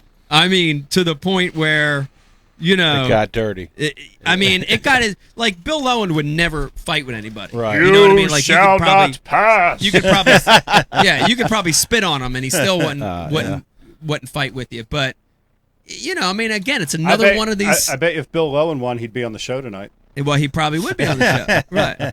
But Fan of Bill Lowen. It's just interesting. I mean, you know, you got to give props to Hackney for standing his ground. You know, his theory was, look, even if you go through on trolling motor, you're going to mess up.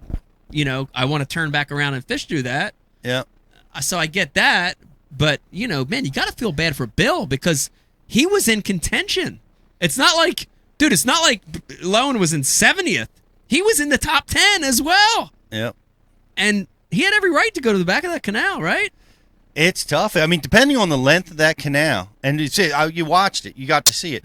There was barely enough room. The width of that canal was so tight that those boats could just barely get by each other. Yeah. It's not like this is a big, wide canal. A big, wide canal. So right. by him doing that, he's definitely going to be stepping on Hackney. Yeah. You know, he's going to be moving them fish away and making them aware. And you could see how calm and quiet Hackney was moving. You know, so it's certainly going to impact Hackney. Yeah. But he's in contention. Yeah. Gosh almighty. Tough. I mean, the back of that canal was like a mile. Yeah.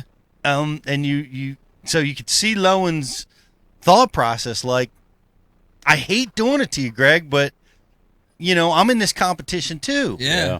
You know, and if the canal was wider, we wouldn't even be having this discussion. Right. You know, but somehow and this is the part that I'm short on, and is that he actually passed them on trolling motor, and the words that they had caused Bill to do a 180 and come back by him and leave. Wow. So I don't know what was transpired or how Greg had to. I mean, he had to compete. He had to say, hey, by the way, if anybody tonight is watching, listening to us right now, and you know what was said, if you know something we don't, we want to hear from you. Please send us on the IM or hit Dave up. Dave, what do you got? Mike Anthony wants to know, what would you have done in that situation, either side? Oh God, I think I would have done what both guys did. I think if I was Hackney, I think I would have tried to bully him to stay out. That's, you know, I really think I would have. I would have said probably the same things that Hackney said. I would have tried to keep him out at all costs without crossing the line, right? And I bet you that's what Greg did. If I was Lowen, I think if I'm in the top 10 and I'm in contention, I think Lowen had 12 pounds, Hackney had 16. That's surely in contention after the first day. It's my right to go back to that spot. You would have went back on pad, dude. I wouldn't have went back on pad. I definitely wouldn't have went back on pad. You'd have done donuts around Hackney. No, I wouldn't have did that. I wouldn't have did that. But I think if I was Lowen, I think I would have handled it the same way. Look, Greg, I ain't trying to steal your fish here. I'm fishing in the very back, bro. It's something totally different. I'll go through. It would have been more entertaining. I'll go through on 10. True. I'll turn it way down. I'll turn my electronics off. I'll slip through as quiet as I can. I have to. I'm sorry. Yeah. I think that's how I would handle it if I was Lowen. He has to. Mm-hmm. And he doesn't. He doesn't go. Hackney intimidates him out. And look what happened to Lowen in the standings. Yep. Come Hey, on, man. Mike, it's Jark Meffries here. Oh, Jark Meffries. What's up? Thank you for having Jark. TB wants to know what do I think. Wants to know what I think. I think cooler minds prevailed. TB, thank you. Wow. Thank you, Jark. Thank you, Jark. I haven't heard from you well. I think the guys, and I don't know what transpired, but if I was Bill Lowen, if I was Hackney, I would have done the same thing. Yeah. I would have tried to say, I would have tried to stake claim and keep them out the best of my ability. Of course. And if I was Lowen, I think I would have had negotiations right then and there. Said, all right, if I don't go through here, what do I get? Right. What are you going to give me? Give me one of your other spots. Yeah, like something. Yeah, some you coffee. know, like, Give me a like year's something. supply of Strike King crankbaits. I want something here, man. I mean, it would have been something like, all right, you get this half, and I'll take from where we're at now to the mouth. Right. Right, and that'll be our deal, or whatever it is. Is that legal? Can you negotiate like that? Is that legal? I think it's If you're not legal to sharing information, negotiate. right? I don't think you have to adhere to it, but if you're making a gentleman's agreement, I mean, it's a tough give, man. I mean, like you said, 12 pounds, you've got a dominant stringer in that tournament. Yeah. You caught him out of that spot that it, I might have said, Greg, if you want the back of that, you go now. Yeah. Right. Go now. You go now and take it. It's yours. You're here first. You can have it. But then I'll fish where you're at now, and I'll fish my way up to it. Right. I don't know how I would. That's tough. I'm interested to see what exactly was said. Does that happen in the kayak world where guys get on top of each other? How is it handled in the kayak world? So many of the kayak tournaments are such a smaller body of water. Right. I mean, you're fishing the same thing everyone else is fishing. Right. Like there's a local tournament, South Jersey guys are fishing DOD. That's not a huge piece of water. You could fish that whole thing in a day. Yeah. So I mean, it doesn't happen from what I've seen. I mean, some of the bigger tournaments it does, but I don't know. I mean, it seems to me like more and more with bass and FLW, it's happening more. It's happening more and more often. I mean, it's and here's the thing: lot. with live coverage comes an uncovering of something that's been happening for 20 years. Oh, yeah. This is not new, Mm-hmm. but what is new is the coverage of it. That's what's new. Yeah. I mean, this is nothing new, man. We've been in it for a long time. I've had the screws put to me bad by guys in that situation, and I've had other guys that were just more than generous. Oh yeah. And everything's on a case by case basis. Yeah. You got communication is absolutely. I'll tell the a most story important. right now tonight. Oh, Brian, you want to take a break? Yeah, let me tell the story and we take a break. Yeah. Let me tell the story. We can take a break because this is I don't think I ever told this live, and I do want to tell this, but this tells you about this has happened for years, and it was a tournament at Lake Oneida. It was an elite event. Our first time we went to Lake Oneida, and I found this amazing school of fish in South Bay on Lake Oneida. And that year happened to be an algae bloom. It was totally ugly down there, but there was these amazing groups of fish down there. And I found this group, and there was another group further south that Ken Cook found. And, kind of the same thing that we're talking about happened where he moved in on my group and, tried to say he didn't. And I get back to weighing that day, and Ken, it was the second day, Ken, filed a protest on me and said that people were helping me out there on the water. I had a bunch of spectators follow me, and they're like, he was like, oh, Mike's got guys showing him where the fish are at out there. And I'm like, they're just guys. But there was this blatant thing going on. And by the way, rest in peace, Ken Cook. He was a hero of mine, but I mean, this stuff happens all the time. It's happened forever. Mm-hmm. And nobody ever saw that. Nobody ever saw that confrontation between me and Ken all these years because there wasn't live coverage. Well, none of us had media. and they didn't want to cover. They didn't want to cover it. At that point, there weren't camera boats on the guys until the last day. So the stuff that happened on the first, second, and third day, nobody knew about it. And they chose not to air it too, because Guy Aker and I got into it on Lake St. Clair. Yeah, early on they in chose Georgia. not to air it. The camera, As time went on, they started Yeah. choosing to air it. It was That's that right, 'cause black the and camera white boat black and was- white TV didn't have mobile mics, dude. Was it even TV back then or just radio, Dave? Pete Was it an Gluzek's getting an argument Ovaltine? on the water, ladies and gentlemen. Pay attention. Ovaltine commercial.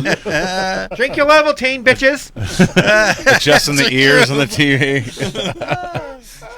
That's funny. But you and Guy Eaker got into it. Yeah, we got into it. But here- I felt like he was disparaging me. I was in second place going into the final day, ounces out, before there were cuts, and he was down in like the bottom 90th part of the field.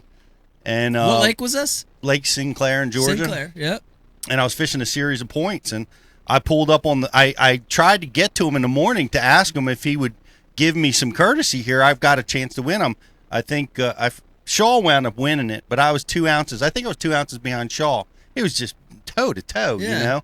And so anyway, I started on the first point, and here he comes, just blatantly jumping right on the next point, and he's going to compete with me, like toe to toe. He's in 90s. You're in second. I'm in second, and he would not even talk. So I'm, actually I finished the first one, and I'm going to the second one, and he cuts like 100 yards in front of me, and there's this sweet rock outcropping on this point, and he pulled right in front of it as I'm moving towards it, fishing towards it, and I got, I let him. I got Jersey. Yeah. Them are fighting words. And I went. I'm giving it to him. The camera's on me. I'm mic'd.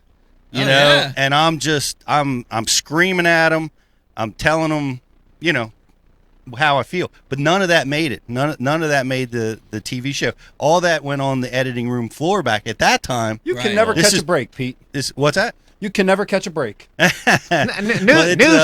Newsflash. Pete Gluzek and Guy Eaker have invented a new device called a telephone. Amazing. Stay tuned. But I tried to do it. I knew the camera was running. Yeah. So when I was, I remember saying stuff to him like it was my rookie year, and I'm like, Guy, you know how hard it is to make it out here. I got a chance to win this tournament. You know how hard it is to make it as a rookie. Yeah. I'm like, you should be leaving this to me. And I wasn't very friendly. Yeah. I was probably more friendly than most guys. But Did he leave? No, he contested me the entire day. Wow. But it didn't matter. It wound up not mattering because the current wasn't being pulled through the reservoir, so that whole pattern had died.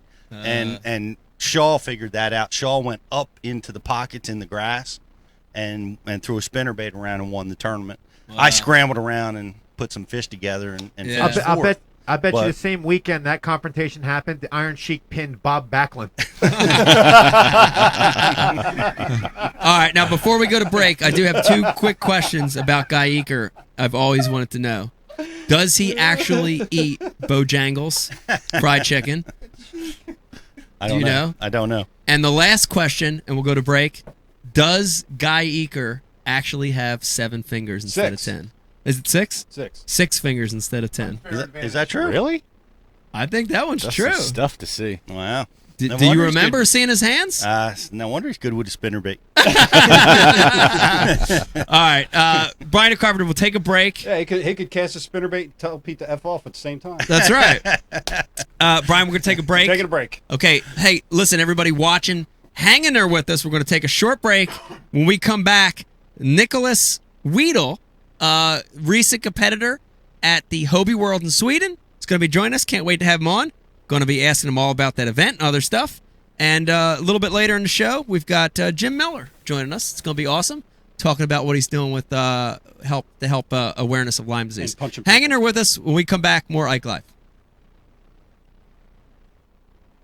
I'm respooling my reels, baby. Oh, hush. Watch your set. Whoa, watch your set there. Come on. Keep them closed. I got them closed. No peeking. Stop holding my arms so tight. Oh, all right. Ready? 1, 2, 3. Surprise! Oh, yes. Yes! Woo! Is everything everywhere? Oh, yes, yes. Wait, yes, yes. No. Thank you. Thank you. Oh. Yeah. Yeah. No, baby, go back. Look. Oh, yes. Yes. Yeah, but baby, look. I got you a boat. Box is the perfect gift for the fishing fanatic in your life. It's a monthly box filled with some of the most innovative fishing gear on the market, hand-selected by industry professionals. Check out all the different options available at mysterytacklebox.com. At the end of the day, all that really matters is the feel of a strike. Most game fish rely heavily on scent for survival, from hunting prey to avoiding becoming prey themselves. Made with real bait fish and spiked with bite stimulants, Liquid Mayhem has been proven to trigger a feeding response in stressed fish.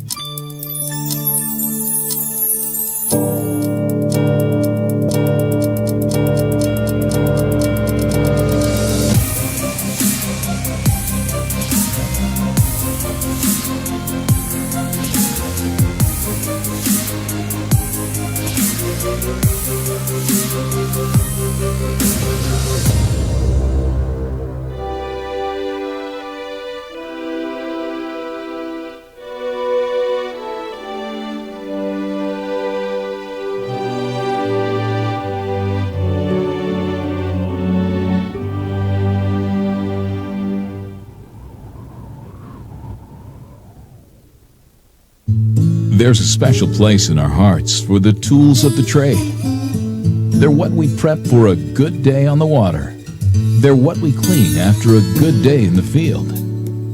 Flambeau's patented Z-Rust technology protects the gear of today from rust and corrosion. Z-Rust for the performance of tomorrow. Preserve, perform, repeat.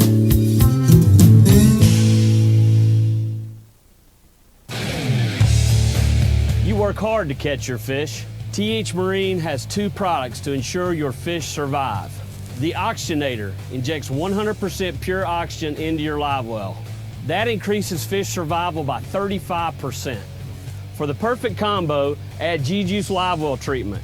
It calms fish, stops bleeding, removes ammonia, and replaces slime coat. Get an Oxygenator and G-Juice and keep your fish alive.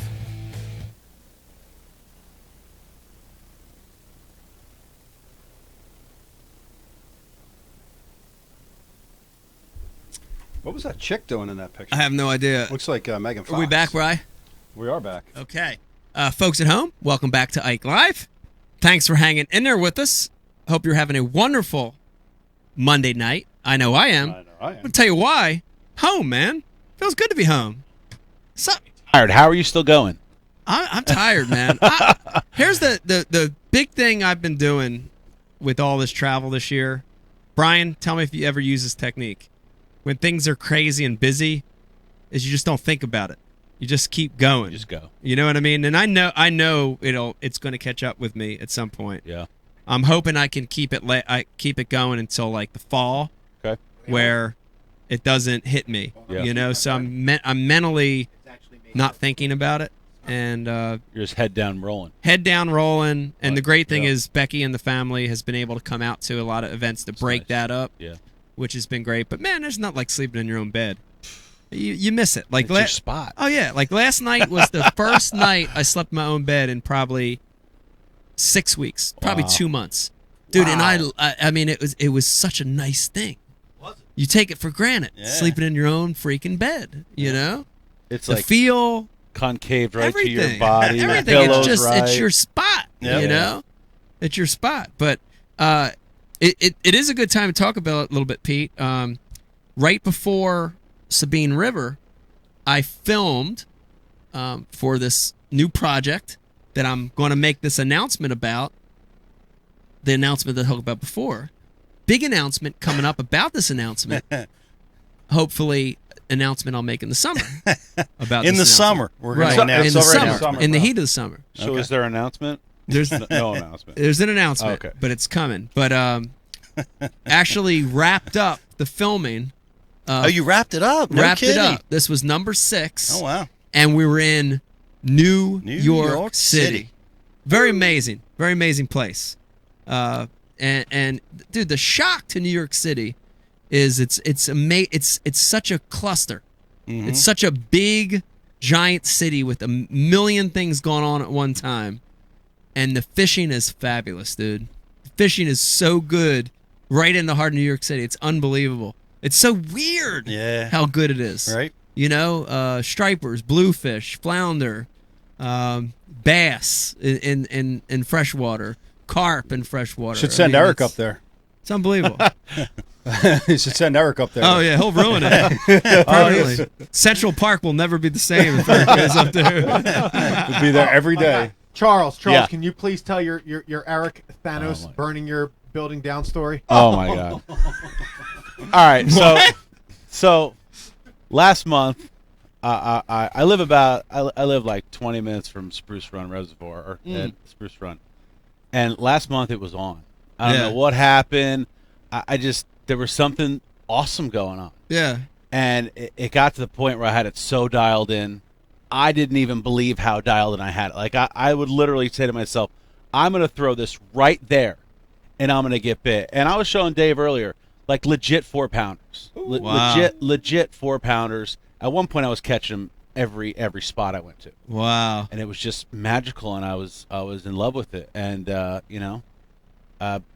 talking to Eric and, coming in and out through here, and, he's telling me about how he fishes up there. So I made a mistake. Made a huge mistake and error. But it's funny. So I tell him, I say, hey, Eric, it's, FYI, hopefully he's not listening. So, hey, it's just, this is what I'm doing. It's just, it's on fire, right? So one day I'm fishing there, and I'm pedaling out and going to get out of my get my truck and stuff, and I see a friend of mine. He actually works for Hobie. Mark, he's the rep in the area, and he's like, I told him about it. I was catching some fish, blah blah. So unbeknownst to me, he's going fishing with someone else. So I pull up, I'm like, hey man, blah blah blah. I said, this is what I'm doing. This is the color I'm using. Like, it's magic. Yeah. So I pull out and I leave. Go home, unpack my yak, kiss the baby goodnight, have dinner with the wife, and all of a sudden, it's Mark. So I pick it up, I'm like, what's up? He's like, you're not going to believe this. I'm like, I guess I'm not, so tell me. So he tells me, he gets back to the ramp. They're pulling out, the same thing, they're leaving, and this guy rolls up in a boat. And he says, hey, you guys catch him? He's like, actually, no, we really didn't get any. He's like, oh, me neither. He's like, a buddy of mine has just been like lighting it up here. And he's like, let me show you a picture. So I had sent Eric a picture of this pike I caught. This thing was legit. Yeah. It was a nice pike. Yeah. Biggest one I ever caught. So I sent it to him. So this guy pulls out the picture and he shows Mark. He's like, I know that guy. He's like, he's your buddy? He's like, well, he's not really my buddy. He's a buddy of a buddy. So my buddy. Right, yeah. It's so now, unbeknownst to them, it's me. Yeah. Oh, unbeknownst to this guy, yeah. Someone's buddy. And Mark, he's like, well, I know him, blah, blah, blah. So go back and forth. So it turns out Eric, the intern, texts his buddy a picture of me holding that pike.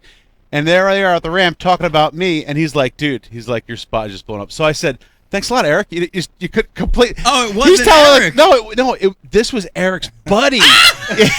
So Eric sent this picture of me, and this guy's like, yeah, it's my buddy. He's like, well, he's not really my buddy, but there's a buddy. So Spruce is on fire. yeah. Wow. So a very wise man told me, and I told you this.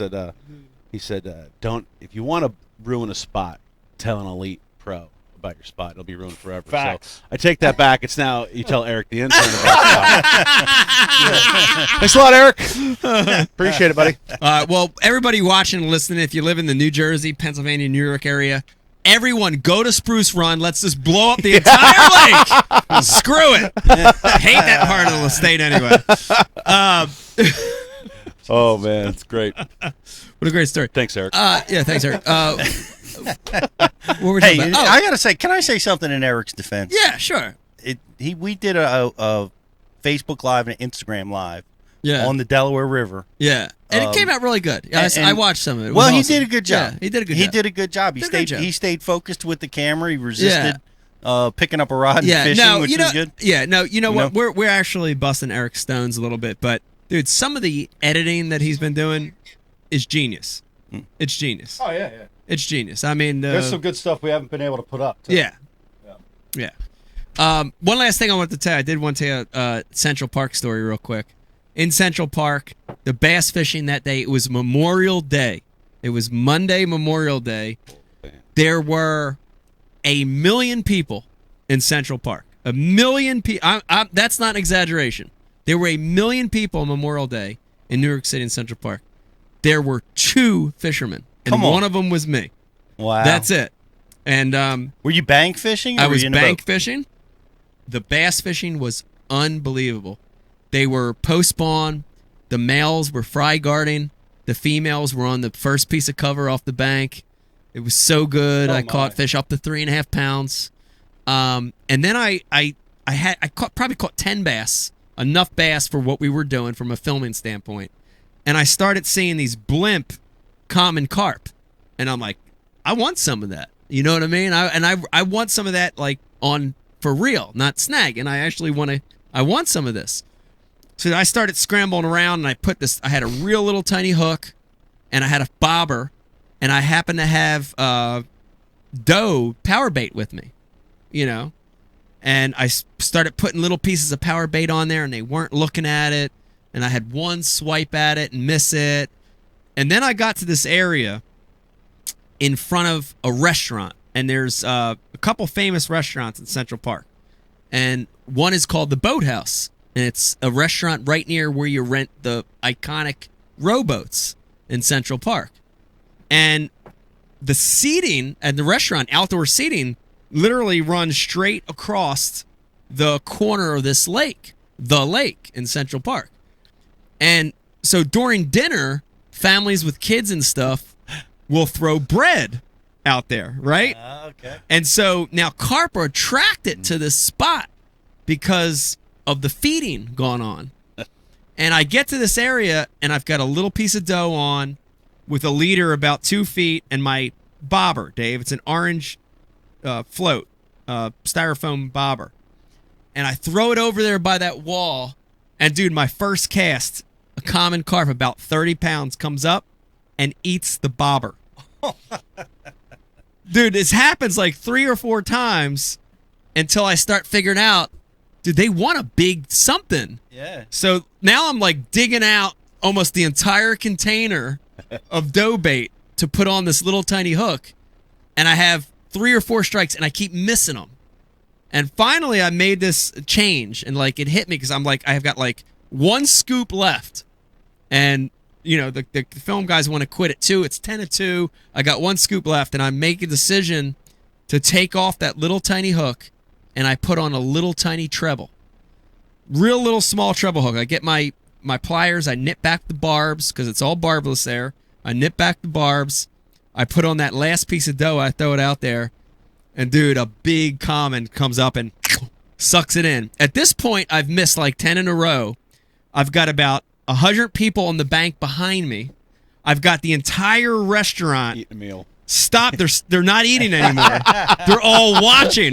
Dude, they're all on the corner of their seat. Are you carrying on now? Dude, I'm pissed because I can't catch one of these things. I gotta catch one of this. Is a big moment. Are you doing the Ike thing where when they get off, are you going nuts? I'm going nuts because I can't figure it out. I'm so pissed off. I know this is my last chance. Yeah. And dude, a big common comes up and eats it.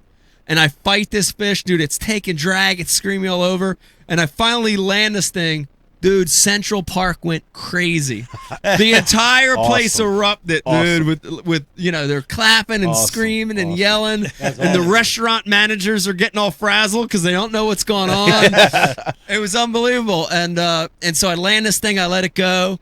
And everybody's still kind of watching, and the only thing I could think of is, and I was kind of like, took a bow, took my hat off, and I say, tips appreciate it. Tips appreciate it. Nobody wanted to give me any money. I don't know if it was all the camera equipment or what it was. I think we're going to go ahead and we're going to go to our first guest, Pete. Very excited to have this guy on. The really neat tie-in is we're going to talk about Hobie Worlds. We're going to talk about the Hobie Worlds of Sweden. But the great tie-in is that this guy qualified for this event through the Ike Foundation event right here in New Jersey. It's a great story, and we want to talk to him right now. Joining us live via Skype, Nicholas Weedle. Joining us. Nicholas, am I saying your name right, or am I butchering it? That's Waddell. Waddell. Okay, I'm sorry. I butcher everybody's name, even my own. Thanks for joining us tonight, man. We appreciate having you on. Good to be here. Let's start. I want to get right into it, man. Sweden, big, amazing adventure for a lot of us. A trip of a lifetime. Hobie Worlds. I was fortunate. I got to be at the last Hobie Worlds when it was in Louisiana. Give us your impression. Now, a lot of people watching that don't know anything about Hobie Worlds, let alone a trip to Sweden. What was it like? What was the experience like? I'll be honest, Ike, it was amazing.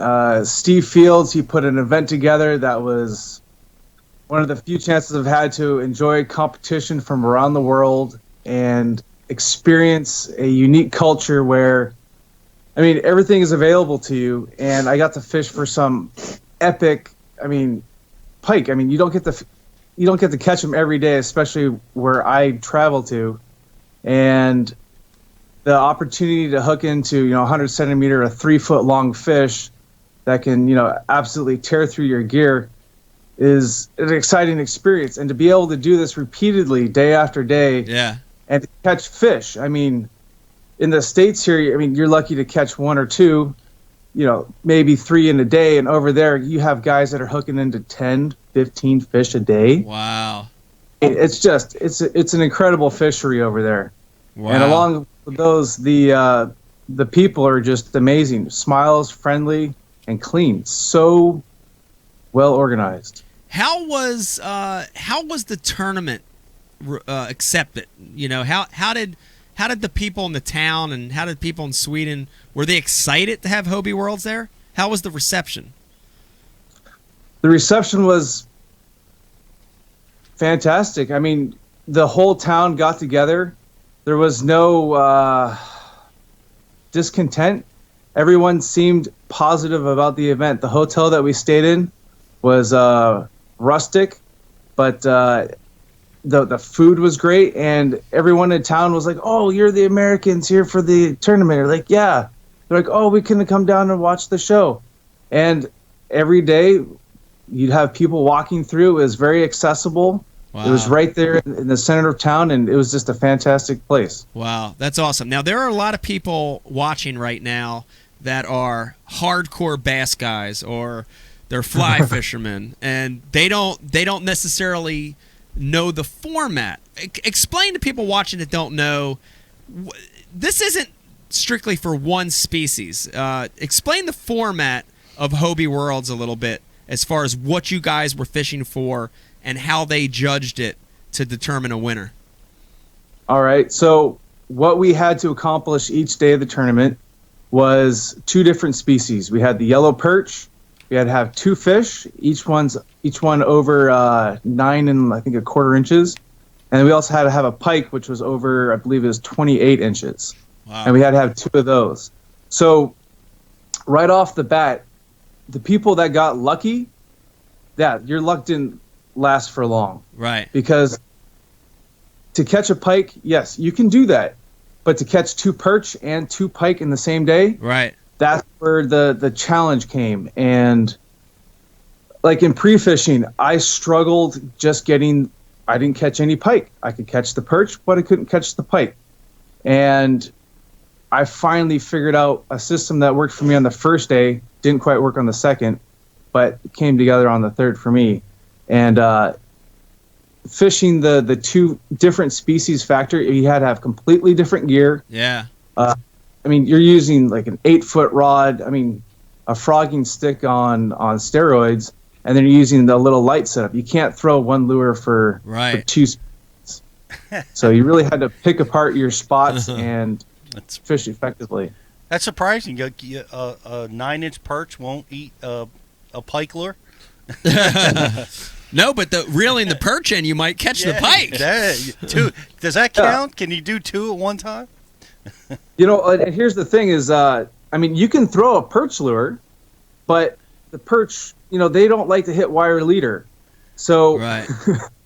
If you're throwing a perch lure and a pike grabs it, your chances of actually landing the fish are hard to slim. So you really had to pick your battles.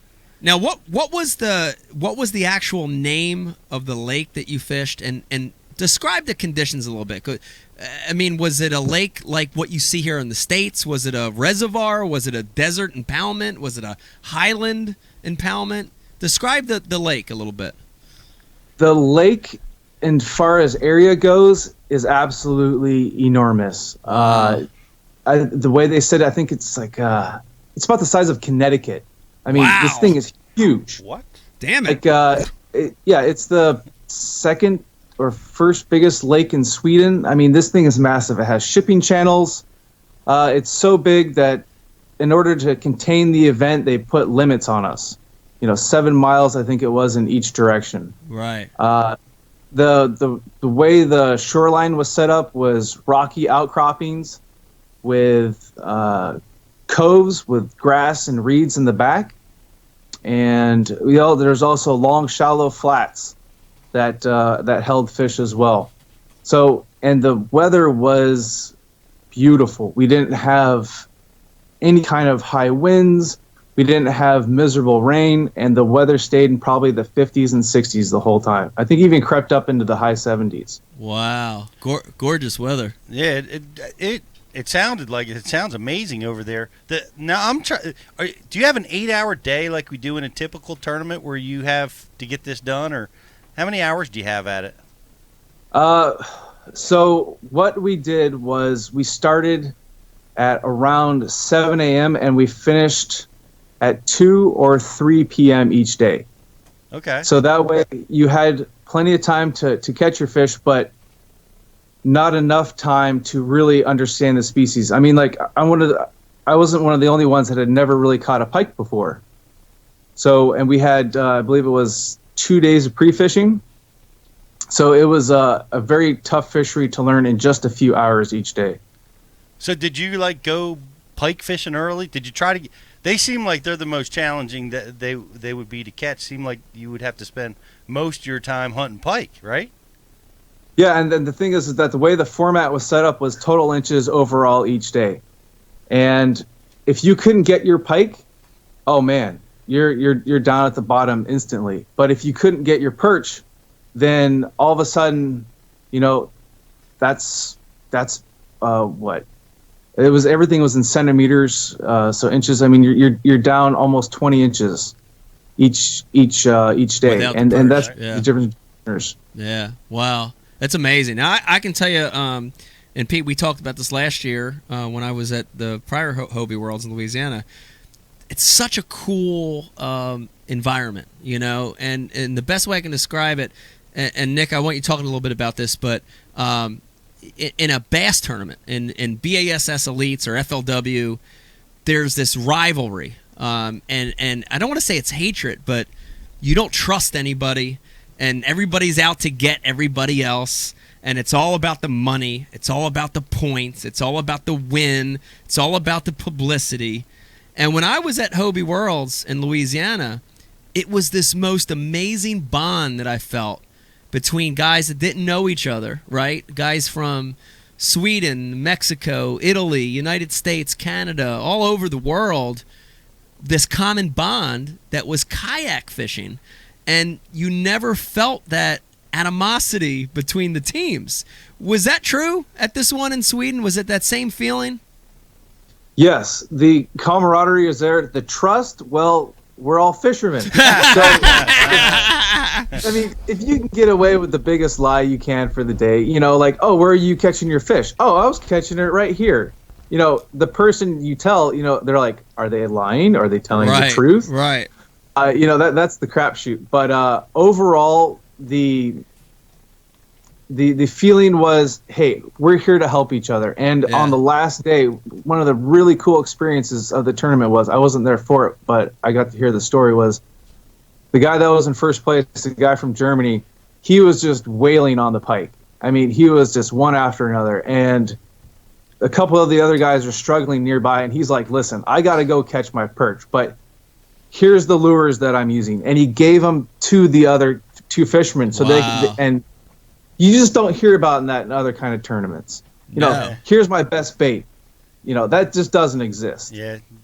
So- Dave's not going to be giving you any of his bass lures at the next Ike Foundation. Hey, Nicky. Yeah, that didn't happen between Lambert and Randy Haynes, I don't think, either. Hey, Nick, it's Dave. Do you remember our interaction last year at all, by any chance? I'm struggling. All right, well, I'm going to help you. Help me out. I'll probably I'm remember. going to refresh you. The night of the meeting, first I'm going to say congratulations on everything. Even though Thank you you. stole my opportunity to be talking about this right now. I'm just saying, you blasted me. You ear-holed me. You took me out. I'm good. Good. Whatever. Listen. Blasted all of us. You are a gentleman. I'm going to tell you what. The night at the meeting on the battleship, right? So for people that don't know who fished this event, we have a pre-tournament meeting on the battleship where we're issued our identification bracelets. So when you take a picture of your fish on the Hobie board, it's a unique bracelet to that tournament that's only released the night before the tournament. You actually coached me up on the iTournament Angler app. Remember talking to a guy that was like half lit? Yes. Yeah. That was me. All right. Half lit. He remembers big, now. Big giant blockhead. You couldn't miss him. Now, we also had another interaction. I spent most of my day on Cooper. When I finally rushed to Newton, I was the guy like racing through the reeds and through the lily pads, launching my kayak when you were over by that cement dock. And you were throwing a little frog. That was me. Do you remember that, dude? Yes. Well, did you catch any fish? Elaborate, maybe? Don't tell him, Dick. Anyway, good job. You were a gentleman.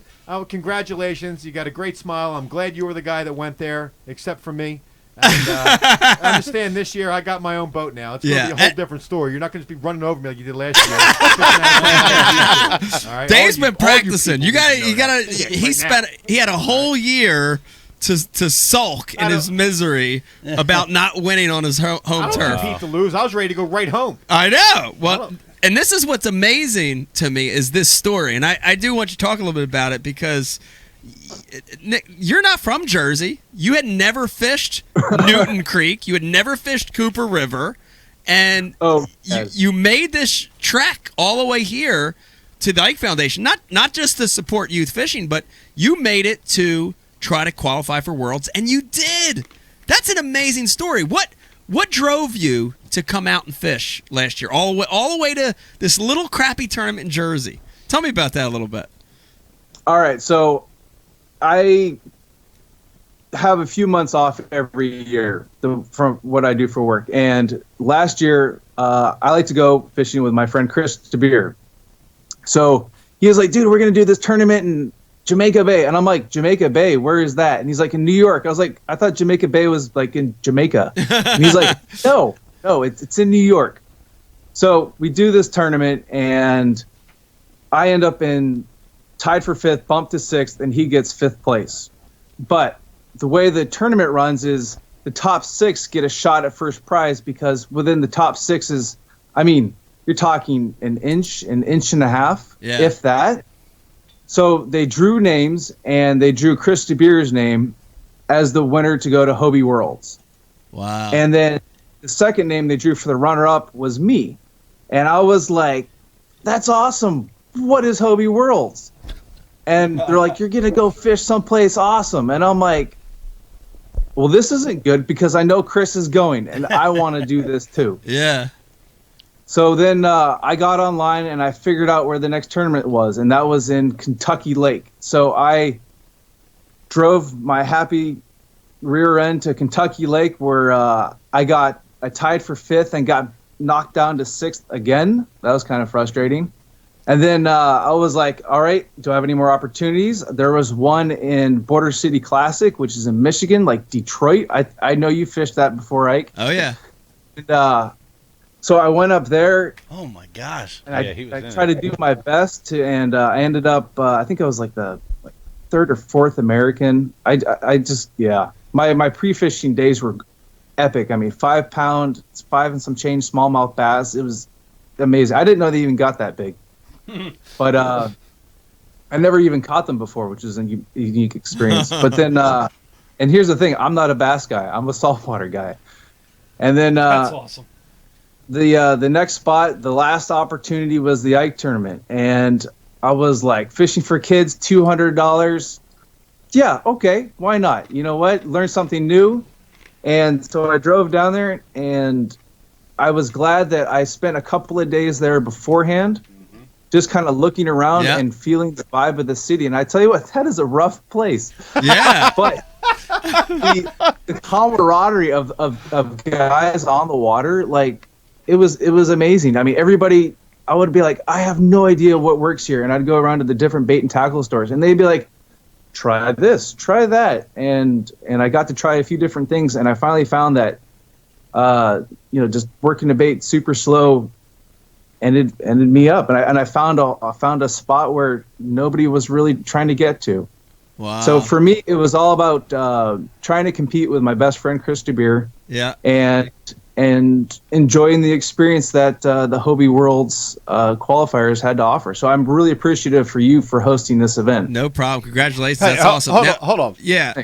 So you came from Detroit, and you're calling our area rough? Really? What were you staying at Marshall Mather's house in Detroit? Or? What the?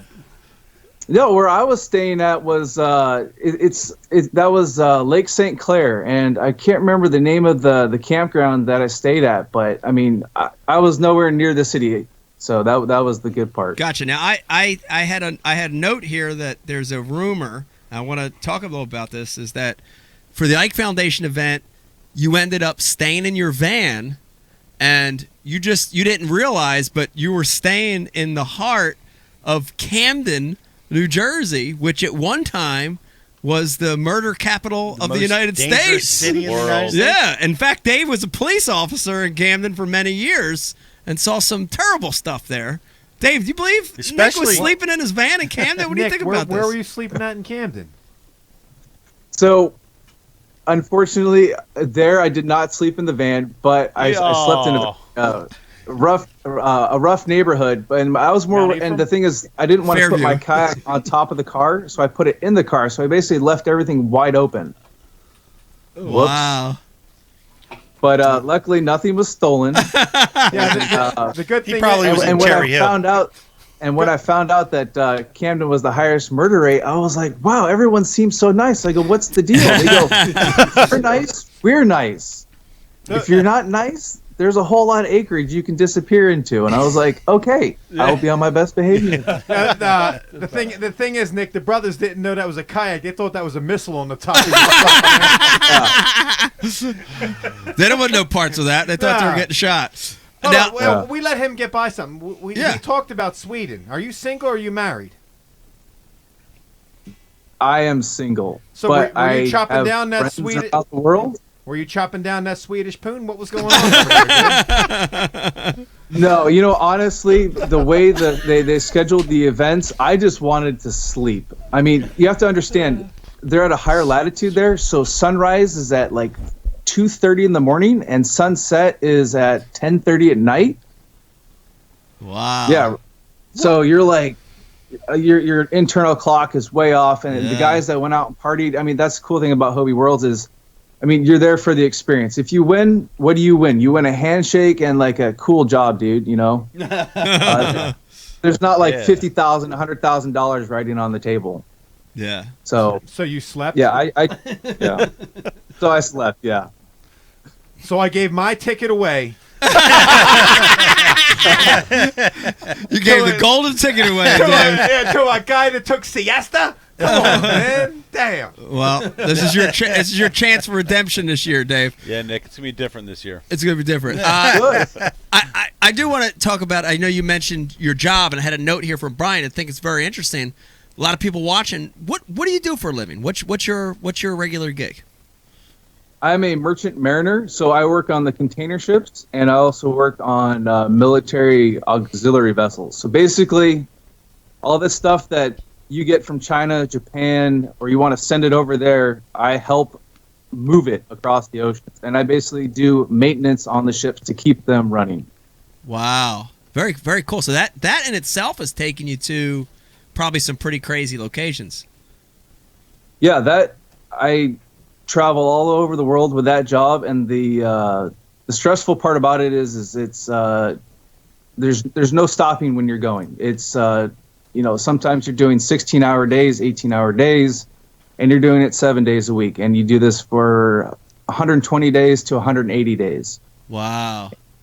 So it's every day, like 8 hours a day minimum, 4 hours overtime. And so like this last time, like after I left the IKE tournament, I went and hopped on a ship for 6 months, worked every day. And I ended up in Micronesia fishing off the back of the ship, and I was catching dogtooth tuna, giant trevally, snapper, grouper, all that kind of fun stuff. Wow. That's pretty cool. That's wild. That's unbelievable. Yeah. Off the back of the ship. Yeah. That's giant you need a 900 long net. Oh, you know what?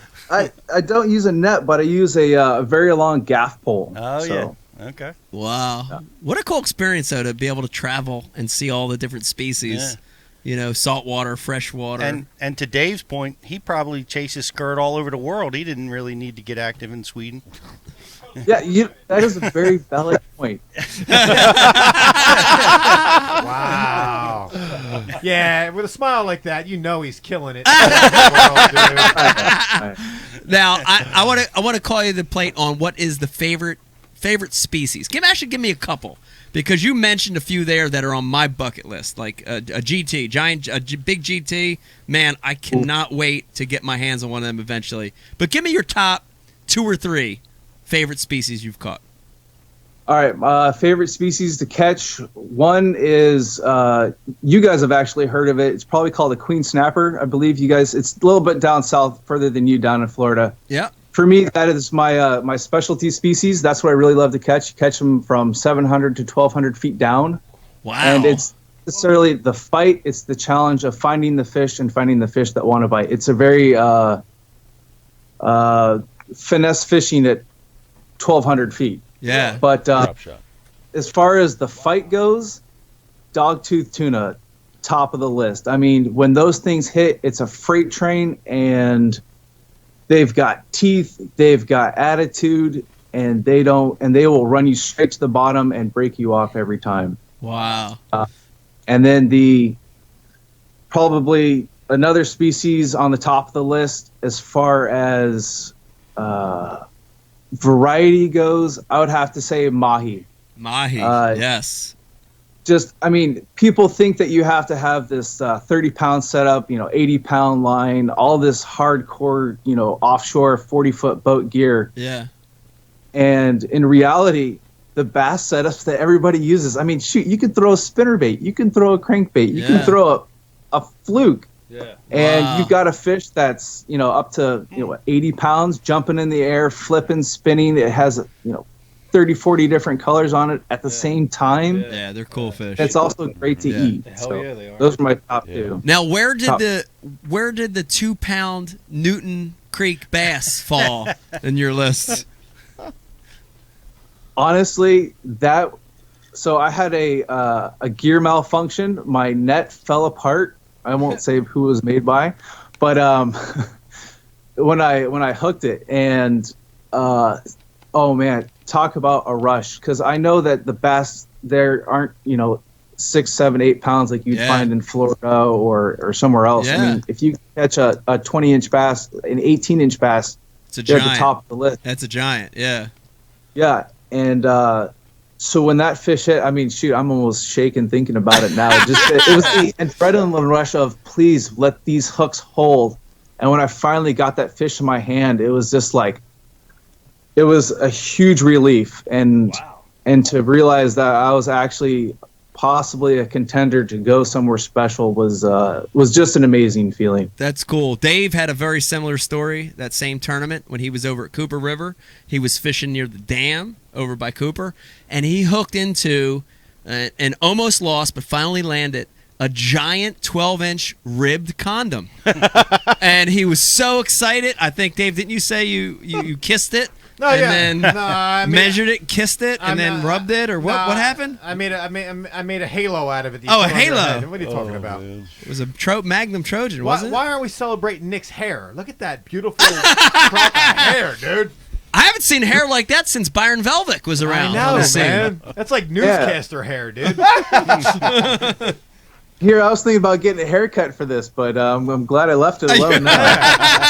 That's an amazing quaff. Eric, the intern who called out sick tonight, he'd be reeling in jealousy right now. Yeah. He'd be jealous. Nick, what's next for you? What do you got coming up? Tell us a little bit about what. Do you plan on trying to get back to Hobie Worlds? What do you got coming up the rest of the year? So the way my life is going right now, I have about another month of vacation left, a month and a half. And Good time to get so back to right work. now, I was about to say he can't make it. I don't know. yeah. So my plans are, I'm going to be doing some fluke fishing and black sea bass fishing here tomorrow, the next day, and the next day.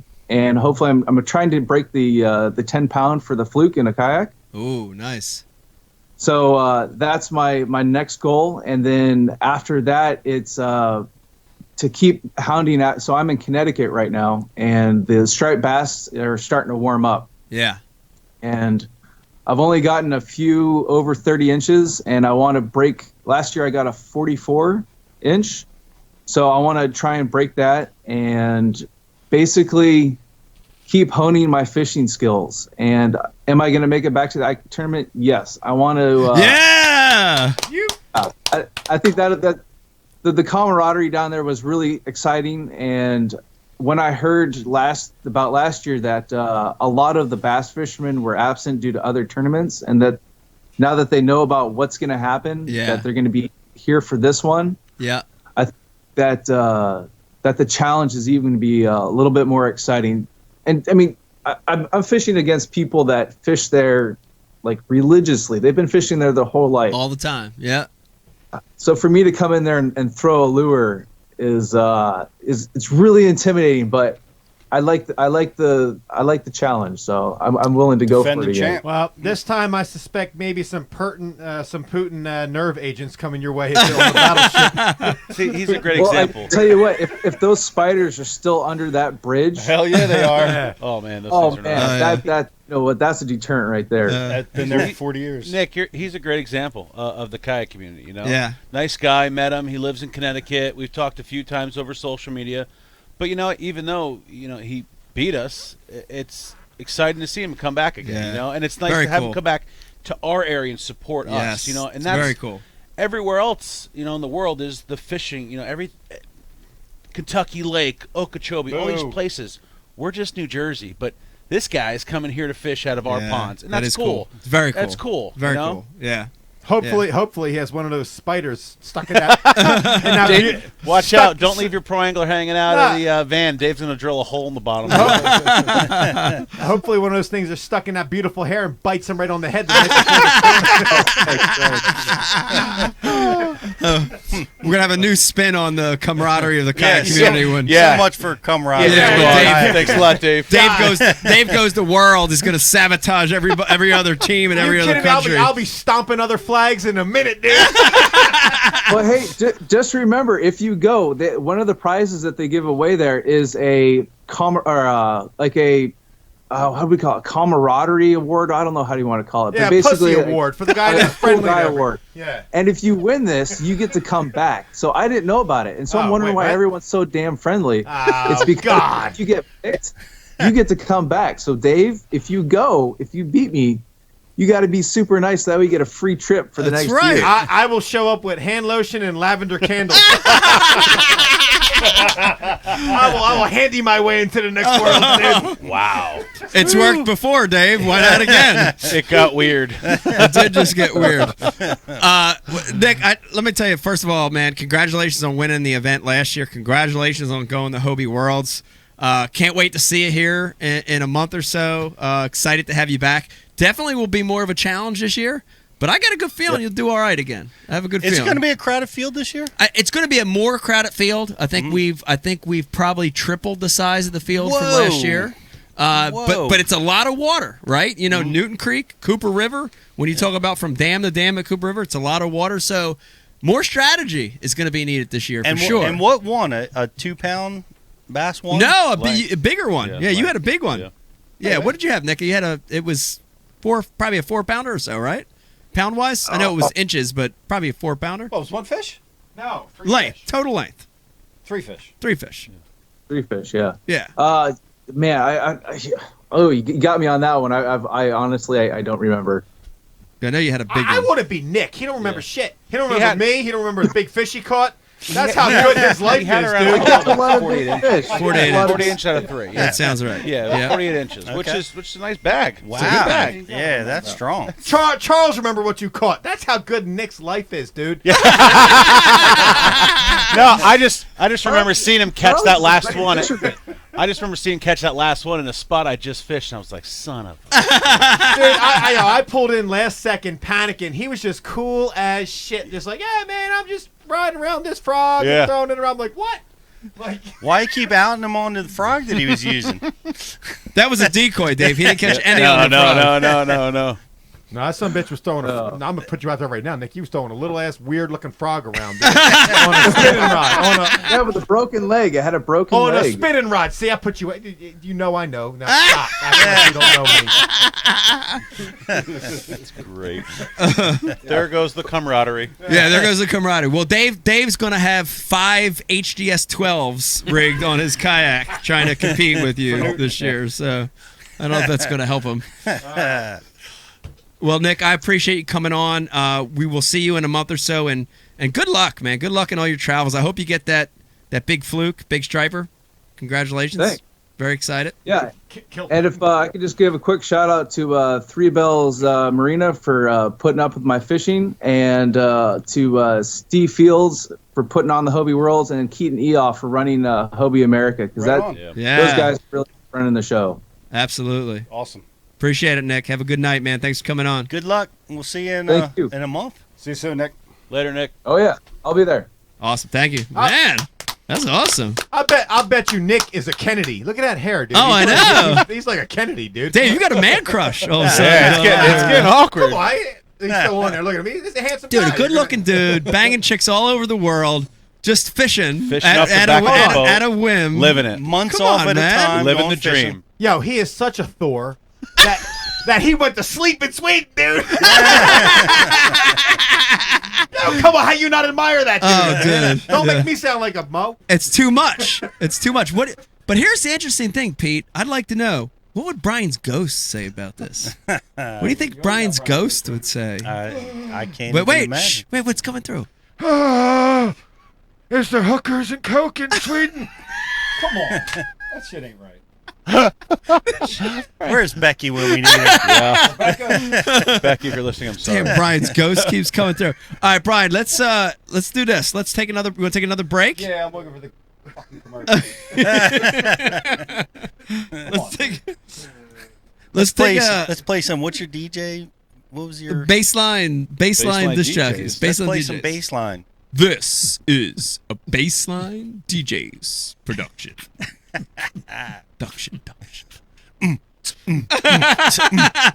You go, Pete. You go, Pete.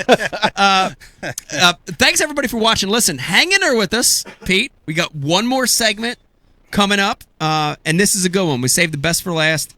We've got UFC champion, superstar, veteran, Jim Miller, friend of the show, friend of all of us, coming on. Undefeated bass angler. Undefeated bass angler. That's true. In the Ike Foundation event. The inaugural champion. That's right. Inaugural champion coming on. We're going to find out if he ever put an outboard on the boat. I know. I'm curious about that. There is also another MMA fighter that claims to be the greatest fisherman Yes. in we fighting. We want to talk to him about that. That sounds like a Bass Zone one-on-one It does. challenge. This might be a Jark Meffries deal here. And we're also going to talk to Jim about Lyme's disease. He's a big champion of awareness of Lyme's disease. We're going to talk to him a little bit about that. It's going to be some good stuff.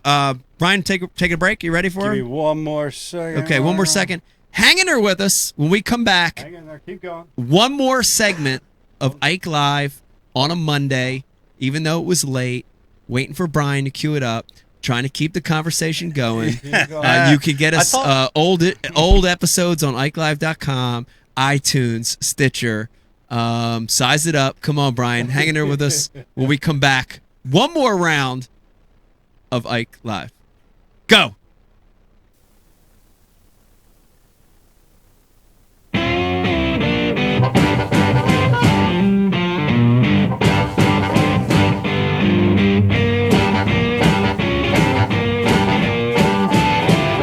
Pay no Noah Wheeler here with Real Snot. Been out on this pond for about an hour now. Haven't had a whole lot of luck. We've had a couple blow-ups, but not getting a lot.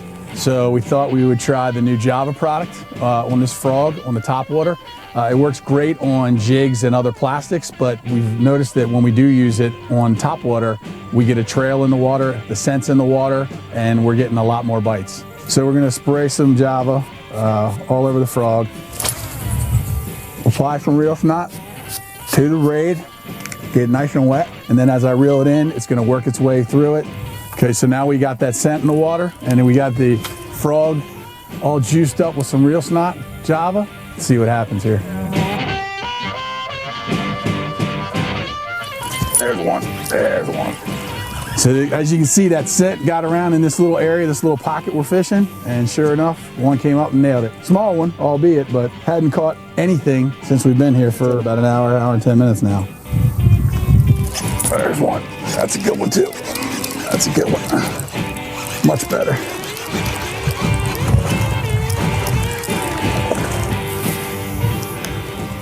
Good little guy. Threw my frog. Man, they love this stuff. Right through the nose.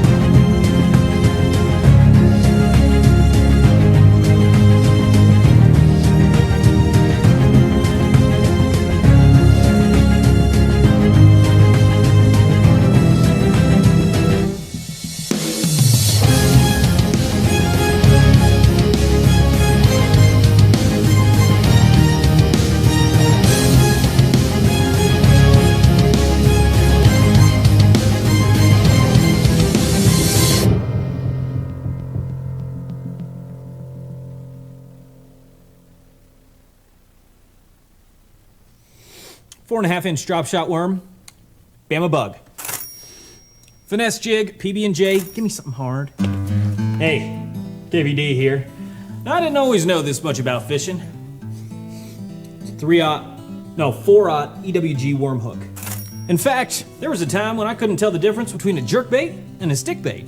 But then I signed up for Mystery Tackle Box, the original monthly tackle subscription. And now I know more about fishing than I do about calculus.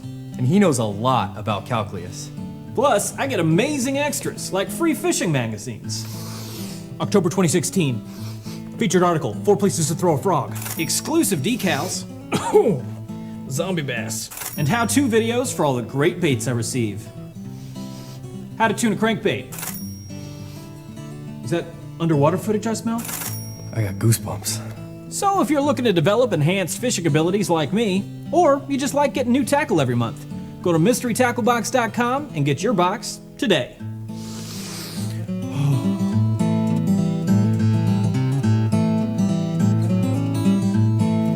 Ooh, live minnows. Is it lunchtime already? Nature's candy. Oh, is he in my pocket? Well, here we are, folks at home, It's just me.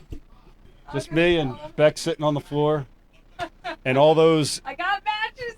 All those a-holes that don't pay attention to me are in the other room. This is what I deal with every night. So... Game on! Folks at home. So before Mike gets back, I guess we'll tell everyone that he turns 46 on Sunday. Man, so we brought some little smash cakes for him. We almost bought Eric a cake, but then he didn't show up tonight. Yeah, well, that's why we had 2 cakes, because apparently it's Eric's birthday too. Yeah, thought him a cake. Eric doesn't get a cake. No, not when you don't And show Mike's up. so old that it took, the 2 cakes to get all the candles on there, so he has 2 cakes now. One for the 4 and one for the 6. I know. He keeps it going now. Yeah. My goodness. What's going to be? 45? 46. 46! Holy mackerel. Man, I'm on the couch. This is nice. You're old as dirt, man. I like being on the couch. Oh, it feels good. Stay up straight. Do I look weird? No, you look nice. You changed. I just put on comfy pants. Who you wearing now? I'd like to see a little more cleavage, but I like honestly, it. I couldn't stand the smell of myself because I got smoked out by that thing. You got smoked out by the Traeger? I had a pellet experience. I'm learning about the Traeger. We had a slight smoking experience. We did. My eyes still burn. Miss Rebecca, it took a long time to smoke those wonderful ribs. That was amazing. Good job, guys. Guys, you killed it. Why can't I hear him? Am I supposed to hear him? No, you can't hear him. Oh, okay. Ooh, You've got to like tilt one ear to the side so you can. I might hold this. I might keep that hear one for outside. myself. We don't know. That's awesome. Are we back on? We're back live. It's my birthday. I sat down because no one was here. Oh, okay. I just I started like talking. it. I like the mix of positions here. Brian, let's do this. Do we have a minute before Jim's coming on, or Jim coming right on? We do whatever the hell you want. I was gonna say, why don't let's do an unboxing while we're here, real quick. While Brian's getting Jim ready, let's do an unboxing. What do you think? Let's do it. Let's do it. And pick one. Pick a box, any box. Well, is this yeah? All right, here, Beck. Pick one that's been open. Pick Where? one that hasn't been open. Oh, There's here. supposed to be a whole slew that haven't been open. Let's see. Here, this one hasn't been open. Take that one. You take that one, and we'll. Did we get no? What? We're not opening 3 boxes at once. No, 2. I quit. All right. All right. Let's open one. I quit. Open one. All right. All right. We don't make it quit. Open this one. And Pete, let me remind everybody, Ike Live is the only live webcast / podcast that does an MTB unboxing. Is that true? That is true. We're the Maybe. only one that does it live. There's a lot of those corny dudes that do it on YouTube, but we're the only ones that do it live. Careful, So- they're sensitive. There's Liquid Mayhem All right, in so here. Beck, you got your product. You want to talk a little bit about it and then pass it on to Pete? We've got the Shad Scent Liquid Mayhem. Now, I do want to tell everyone, if you're an avid follower of this show, you might think you can eat your Liquid Mayhem. Right. We don't recommend that. No. That was a prank. That was a They prank. were filled just for us. Right. Don't eat it. Don't eat your Liquid Don't eat Mayhem. it. But Put this it on is your great bait. stuff. These are some of our favorite Canadians. Yes. Great scent. Yeah. Pete, digging that box. What do you got in there? Show us something interesting. Wow. This is interesting. Oh, now look at that. We need to put that in the back eventually. Get Brian to get a close up on that. That is interesting. That is really What do you got interesting. there? Top water? It's a top water. It's a popper style bait. It's a Lucky Craft. It's black. It's black with some chartreuse highlights on it. This reminds me of the Aaron Martin bird theory, right? The blackbirds, the black and yellow. The blackbirds are going crazy in the reeds right Yes. now. So wait, when do you throw a black bait? Is it like clear water, mucky water?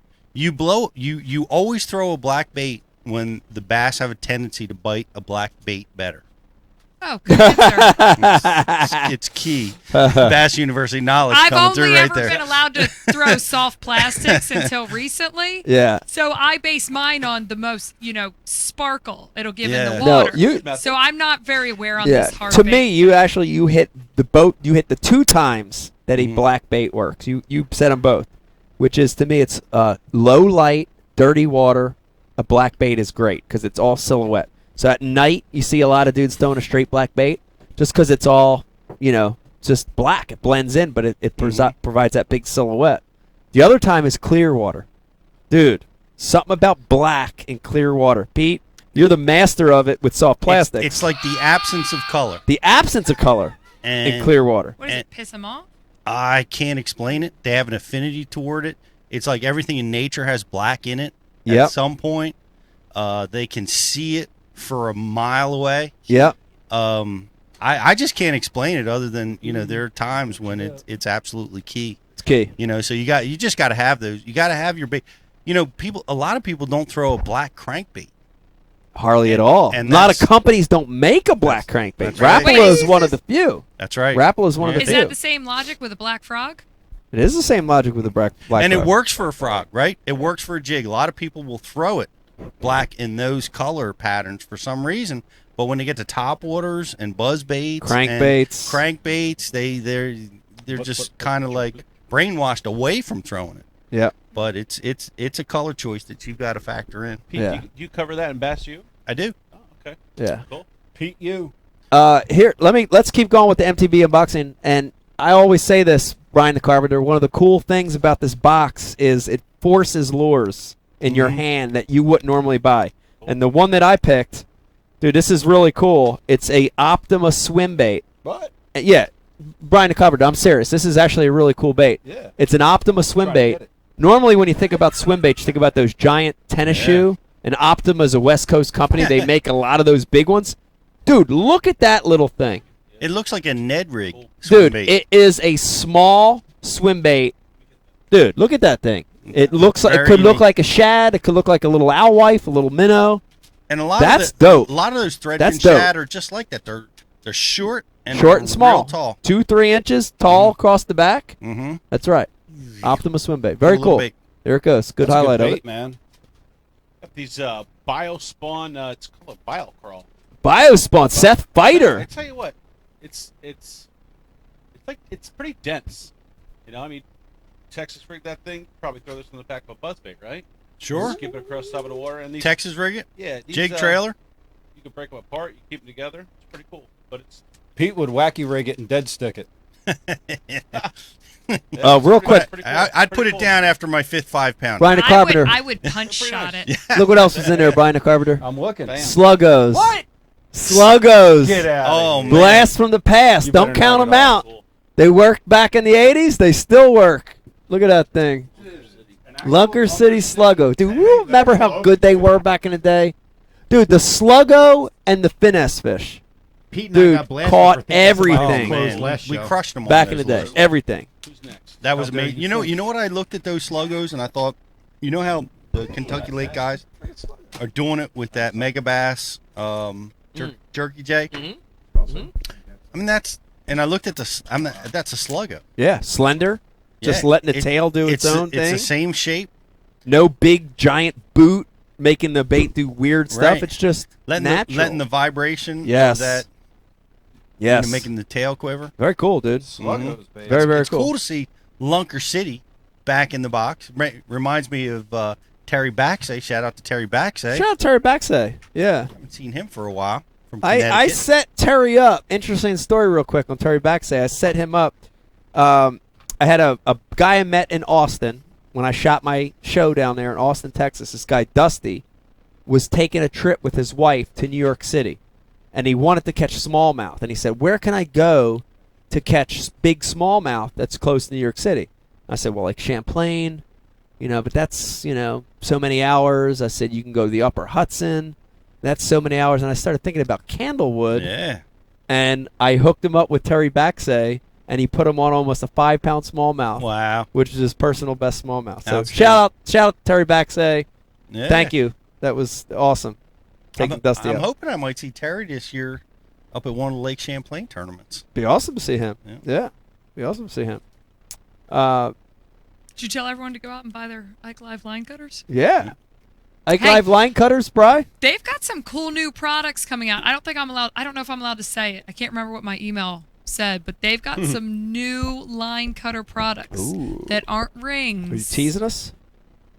Not on purpose. I Oh. just can't remember if the email said I could Are you say. are you gonna Are you making an announcement about an announcement? An announcement about an announcement. You know what? This On is an the problem. announcement. Everyone is prepping for ICAST, and everyone puts in for all those new products, like competitions, everything they do at ICAST. Yep. So, every once in a while, they kind of like put something by you, like, don't tell anyone, but we're putting this in. So it's kind of cool. So I think BU is going to be heading down to ICAST, so everyone should be tuning in to the Bass University. We'll be covering it live with all these new Yeah. products. As a matter of fact, it's funny you should say that. We've been trying to fit Bass University basics into the new lure category, and so far we've been rejected. Well, That's funny. It's a lure that catches humans. I That's mean, right. come It on. catches people. Yeah. Same Yep. thing. Yeah. Yeah, they're not accepting it at this time. Access All denied. we've got finally. This is like I said before, we saved the best for last. Hell yeah. We've got a great friend of the show, great friend of all of us on tonight. It's been here live. It seems like yesterday we had him on the show.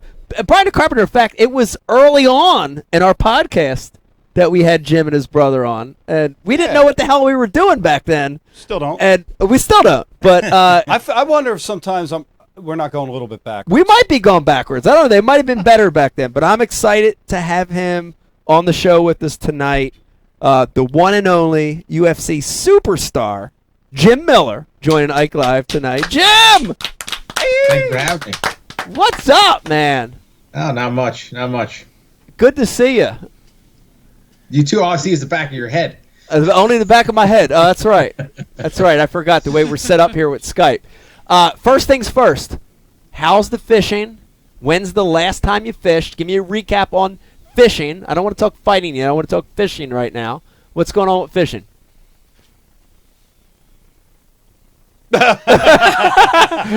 Oh, okay. Yes. Oh, there it goes. Caught some bass and hooked into a muskie or two, but I didn't have a leader on at that time. We were just trying to catch bass. So muskie. Another Snap. muskie story, Brian. We got to get north. Dude, we got to get north. Yeah. I'm so sad we don't have him down here. This is incredible. Where are you hooking up with muskie, Jim?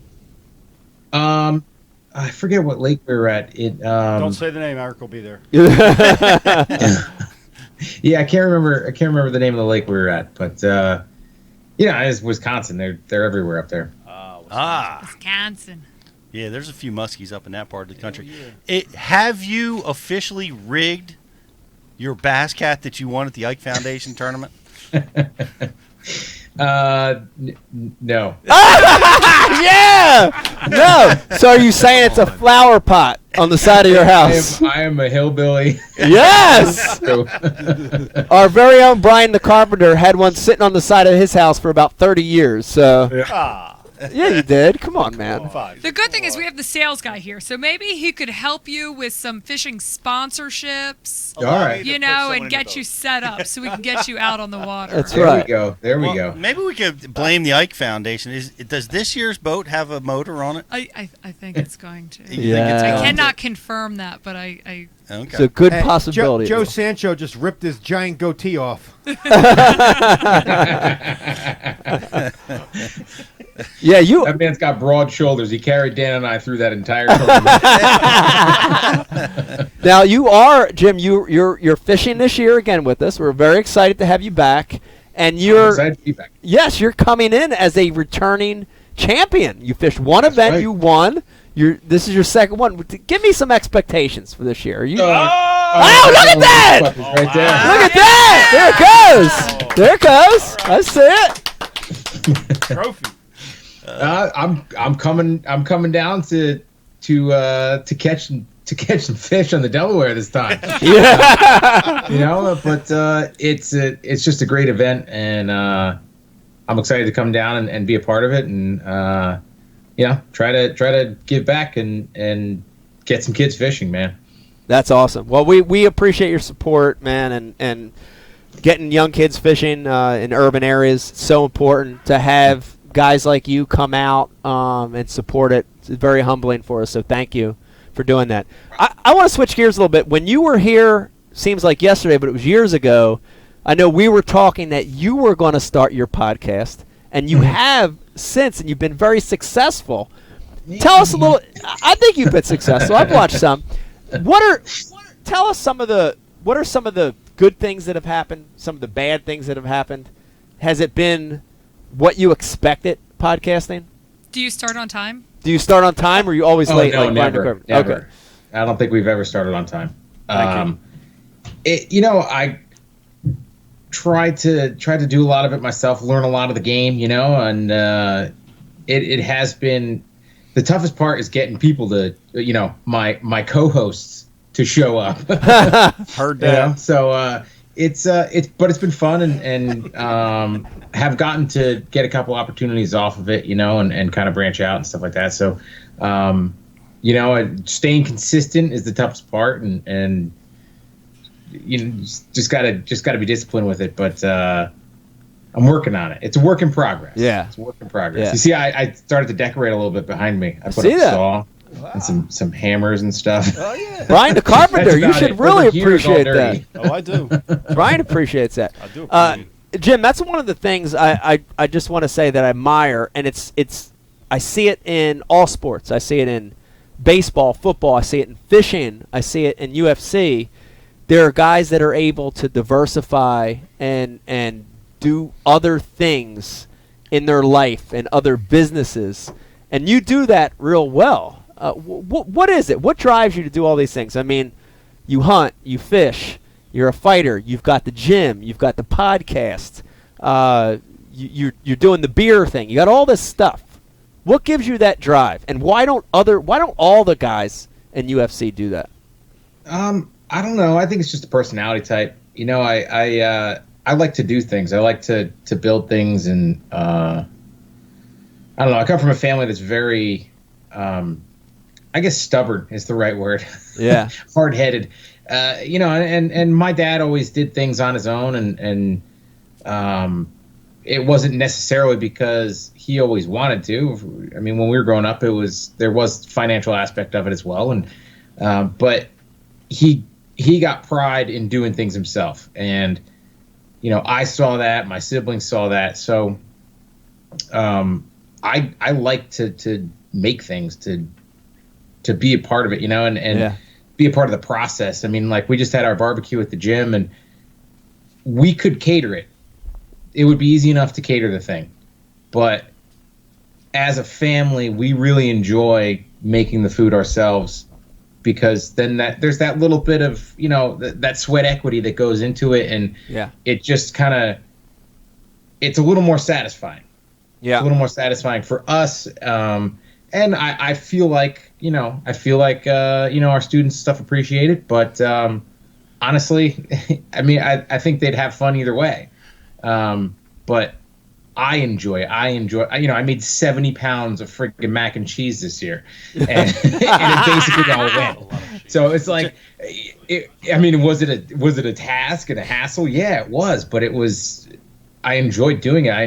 I like cooking too, you know, so it's just part of the process and part of the craft of things. And that's why I like fighting and jiu-jitsu as well, because there's so much that goes into it. And I mean, pretty much everything that I do is kind of like that, you know, whether it is fishing or hunting or fighting and all this stuff. There's so many little things, and, you know, the devil's in the details type stuff. But I enjoy that.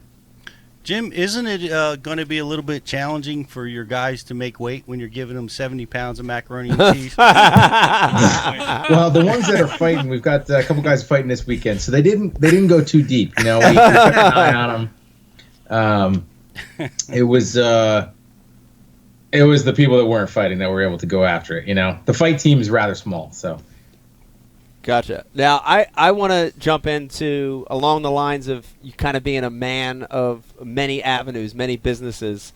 I want to talk a little bit about Lyme's disease, and it's we talked about it before you came on. I think every one of us in this room either knows someone that deals with it, knows someone that had it, knows someone, you know, it's somehow connected to it, or someone that still may have it. Right. Like over on this side of the room. Yeah. Tell us a little bit about, give us your background with Lyme's, and I know you're a champion of bringing awareness to it. Give us a little background on what Lyme's means to you. Well, I am I'm dealing with chronic Lyme right now. So I don't know exactly when I was bitten by a tick. I always thought that, you know, the tick had to be on you for a certain amount of time, and since being diagnosed with it, I've learned a lot about it. You know, I was always around ticks. I've found plenty crawling on me. I think in my life I've only found one that was, like, you know, actually bitten on there. But they're hard to decipher between freckles, right, Jim? They can be. I mean, like, you know, the deer tick is really small, and the like the nymph stage, the young deer ticks I mean, they're like a grain of sand practically. I mean, they're tiny, and if they have the bacteria and they bite you, they could potentially give it to you. So you don't know. I mean, I've seen pictures of little kids with a deer tick on their gums or like under their eyelid. They're so small that they get into places where you think you'd feel them. Yeah. And they don't have to be engorged. They don't have to stay on there for a few days. I remember as a kid, it was like, oh, the tick has to be on you for 3 days for you to get Lyme disease. That's not true. If they regurgitate into you, they can give it to you. And that can be as short as a couple minutes. If they bite you and they don't like something, whether it's your sunscreen or, something you've got on you, and they, spit in you, puke into you, and jump off of you, you never know what happened. And you could very well be infected. So I was diagnosed, it was like 2 or 3 days before I fought Diego Sanchez. So that was 2016, March 2016. I had like the worst camp of my life. I could barely train. I could barely get out of bed some days. I pretty much didn't train for that fight. I probably would get in like, maybe 5 or 6 workouts a week. Yeah. It was not what a training camp for a professional fight should be. So I thought, and that's one of the tough things too, is that Lyme is they call it the great imitator. The symptoms can disguise themselves and it can look like a lot of different diseases. I personally thought that I had rheumatoid arthritis. I had a lot of the symptoms. I had really severe joint pain to the point where like I could be warmed up and going, in a practice, and I'd go to stand up and I'd have to put my hands on my knees and I'd grunt and groan standing up. When you're all warmed up and you should be moving and everything should be, greased up and you're going. I was going up and down stairs sideways because it was easier on my knees, grabbing the railing. And I thought that was because, I've been a fighter for, at that point, 10 years. That's what I thought it was. I had a couple other symptoms, numbness and tingling, in my hands and stuff, and my legs. And again, I've got neck injuries. I've got back injuries. So I figured it was something else. I thought it was something else, and it happened to not be. It happened to be Lyme disease. So, I started on doxycycline, which is still one of those things. I mean, it's the treatment. Nobody's really 100% in any of the treatments. When you catch Lyme disease early, if you go on doxy for a couple weeks, it's usually pretty good at beating it. But in where I was, I've been on it for a while now. So, over 2 years now, basically. I've had some times where I went off of it to give it a shot and see if I was, in remission, but I ended up not being. But then it's a lot of supplementation, and I changed my diet up a little bit, but it's one of those things that, like I said, I don't remember being bitten by a tick. I don't know when it happened. I don't know when I was bitten. It very well could have been in, later 2014. Yeah. It could have been in 2013. I had a series of migraines and a really weird illness in 2013 that I didn't think anything of. I ended up going to the doctor. I went to an ENT. I went to a neurologist because I had a couple migraines. I was really nauseous, like to the point where my friends are pissed because I didn't tell them I was so nauseous. Because if I got a good whiff of my coffee in the morning, I would throw up.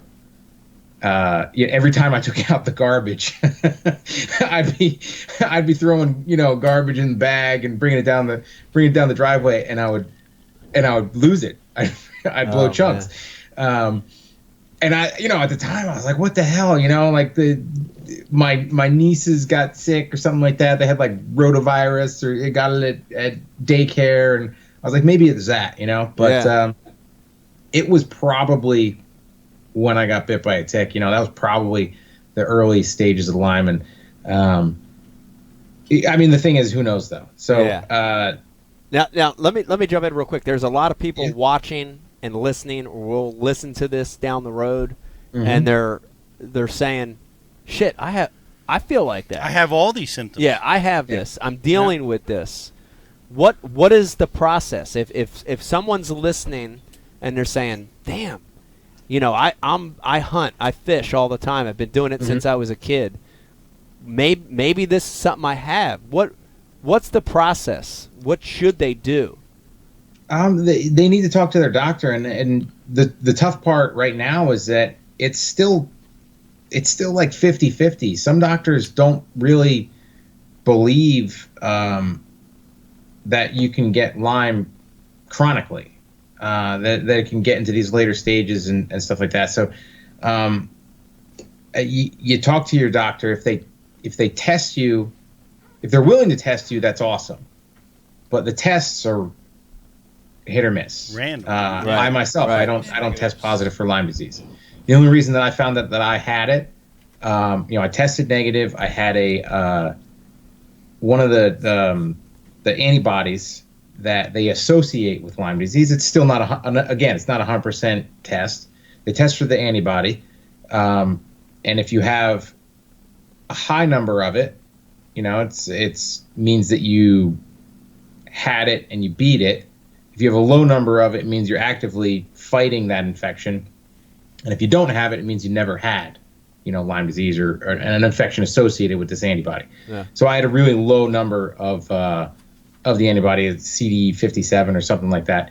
And we tested for that. So my doctor looked at all my symptoms and he's like, "I think you've got Lyme." And he decided that we should just try to go on doxycycline for a little bit. And he said, if you do have Lyme disease, you're going to feel very different in a few days. And it really was. He called me, like I said, 2 or 3 days before the fight. I fought, performed like garbage. Couple days, I got back on Sunday. I think Monday, went in, got my medication. By the end of the week, I felt completely different. The joint pain was still there, and a lot of the deeper set symptoms were still there, but I really did start to feel a lot better in certain ways. And like one of the things is like kind of you get a brain fog where you just sometimes you forget what you're doing. You go to do something and you completely forget. And I think everybody can kind of relate to that, or sometimes you just forget why you went into a room or something like that. But like mine was pretty bad. Right. I'd go to do something. I'd go to work in the garage or clean the basement or something like that. And like, I would just go downstairs and kind of lose myself for a little bit and just not really do much of anything. Kind of just like fart around for a little bit. And, if you can get some of these tests going, then at least your doctor is a little bit, wise to it. And there are doctors that are, more literate, we call it Lyme literate. But there's strides being made right now, and it's pretty awesome. I've done a couple events with the Global Lyme Alliance. They're one of the charities that they raise money for Lyme disease research. And I was talking to the CEO, I guess you call him that, of the GLA, and he said that we're this close to a vaccine for Lyme disease. So wow, that's good news. That is good news. It really is good news. And I mean it's messed up, like I said, because it can imitate anything, young and old. It doesn't matter. Yeah. It's in pretty much every state. It's in Europe. And it's like 300,000 Americans a year. Wow. Are diagnosed with it. So it's an epidemic, and it feels like there's a little bit more press coming to it. And I mean, that's an awesome thing. And there's a lot of strides to be made, and we're just keep working, keep plugging along at it. Yep. What is that medication you're on, that treatment that you're on?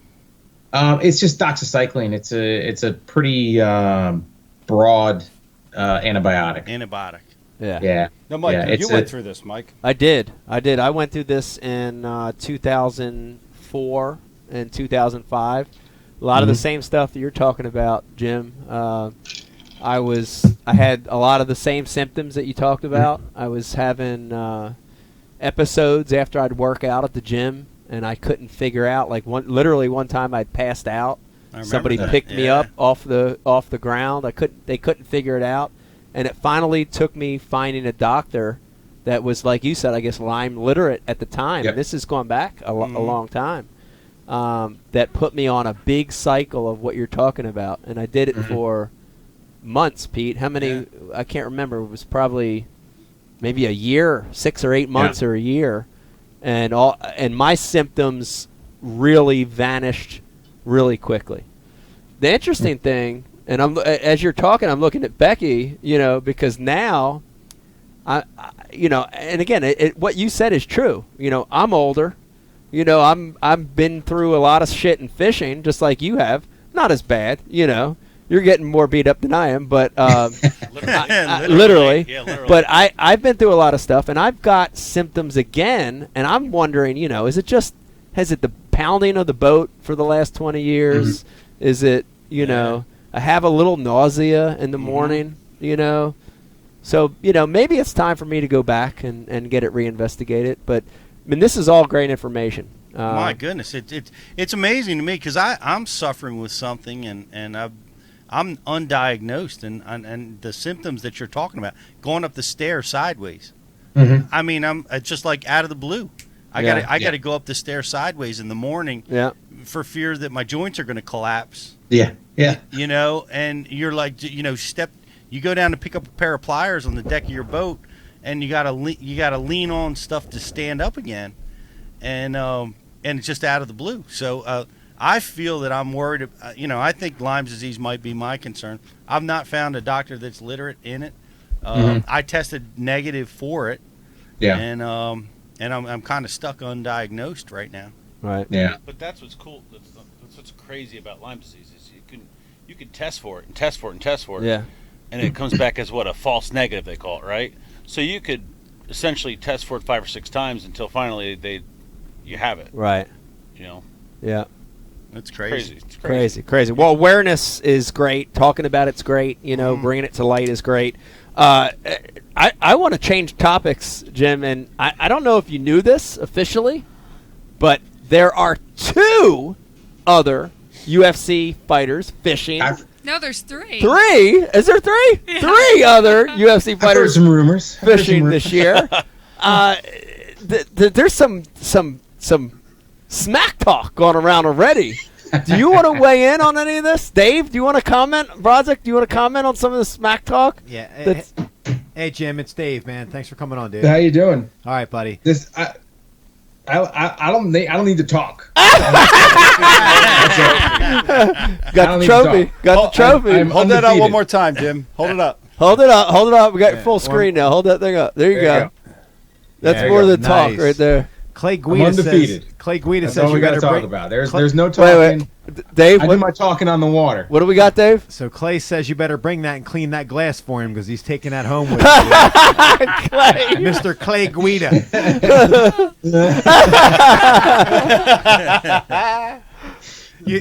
Can you take Clay out one-on-one? Yeah, in fishing I'm talking about. Let's give it a shot.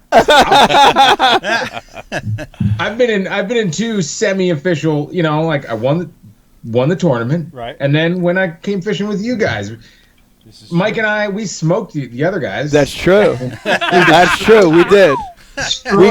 We clearly caught more perch and pickerel than any of you guys did. Clearly. Smoked? I think that's overstating it. So now, Jim, for people who don't follow MMA, I want to give a little background story before I ask you this question. Most recently, there was a fighter named Gregor Gillespie, who was a Division I national wrestling champion, which is no easy feat. And he defeated a guy in which afterwards, during his victory speech, he stated he's the greatest. Did you see the speech, Jim? I did. Yeah, he stated he's the greatest fisherman in MMA. Do you dispute that? Or? Just keeps creeping back. But Jim, when he won, Jim, his fans had a poster with him holding a giant pike on it, dude. What's up with that? None of your people come with deer heads and bass mounts, dude. Yeah, they don't. Hey, man, he's a very good fisherman. I know that, and he's a good fighter as well. We'll see. We'll see come July. Like I said, I'll do my talking on the water. Now, the Limes has hampered your training a little bit for MMA. How about fishing training? What's the plans getting ready for this derby? Well, I've actually I've been studying. I signed up. I signed up for the Bass U, man. Bass University subscriber right there. I've been getting my homework in. All right. Awesome. You need to call Sancho. He'll come down and get you warmed up. That's awesome. Hey, Jim, I got a question, MMA question, and most of the people watching aren't going to understand what I'm asking you, but I need to know what you think. What do you think about Colby Covington versus Tyron Woodley? I don't know, man. Woodley is I got a lot of respect for the guy. He fought 4 times, won the title, and then defended 3 times in a year, which is pretty nuts. And he is a dangerous fighter. He hasn't fought as dangerous as he can be. Right. I don't know. These are 2 guys that have trained together in the past. So when they talk, I don't know I don't really worry about what they say, what happened in training and this and that, and because fight night is always different. I honestly, I think that I would pick Woodley to win. But I also think that Colby's kind of he's gotten into just about everybody's head. Right. Yeah. So he seems like he's gotten Tyron a little bit fired up and emotional about it right now, and the fight's not even signed up yet. So and that's fighting emotionally is not a good thing. So. One more giant fight that may happen that I'd like to know your opinion on is Khabib Nurmagomedov versus Conor McGregor.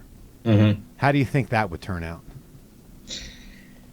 I think that Khabib would take him down and punch a hole in his head. Khabib's problem though is that he is vulnerable. He comes in with his chin high. Yeah. And Conor does throw a really nice long left hand. Yeah. It's one of those fights where you've got the wrestler and grappler that needs to implement his game plan against the striker, and if either one of them stays too long in the other person's realm, it's going to be bad for him. So, the thing is, I think that Khabib has done pretty damn well against some really good strikers as of late, and his pressure is really good, and if he keeps moving forward, he's going to stuff the kicks of Conor. So then Conor's just boxing, and then I think he's going to out-wrestle him and take him down and, bloody him up. Jim, do you have an opinion on weight cuts and where things are going with the weight cuts? And where I'm going with this is I see guys like Brian Ortega, right? Mm-hmm. He's going to get a shot at the title against Max. Ortega's giant. Right. Yeah. What's he, close to 200 pounds, and he's fighting 145. 145. Yeah, 145. And he looked like a giant against Frankie Edgar. I don't know. Personally, as a fan, I have a ton of respect for fighters like you and Frankie that come in around your own weight, fight at your own weight, and I don't know. It's just I'm a little conflicted on these younger kids that have the ability to cut massive amounts of weight, but then I don't know. It just doesn't seem right to me. Well, the thing is, it's part of the game. If you have weight classes, there's going to be manipulation of that, and being the bigger fighter inside the cage is always going to be an advantage. Yeah, you're giving up a lot, just about every fight right now. What's that? You're giving up a lot of size just about every fight right now. Not the terrible amount. I'm not as small for the weight class as Frankie is. I'm I mean, when he left 55, I became the shortest 55 pounder. So I guess I'm pretty short, but I guess I'm also kind of dumpy in the hips and and a little dense. And your head doesn't help either, dude. Yeah, no, that's sure shit. You know? That's coming from My head's as big as a my guy with brother's. the biggest head in the world, right there.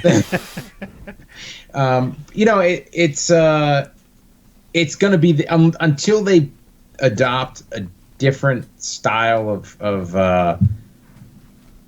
like regulation for the weights. Another organization, 1FC, does something where they start doing hydration tests like 6 weeks out from the fight, and they kind of chart on whether, you know, where you're going to be and where you should be, and if you're going to be able to be hydrated at fight weight.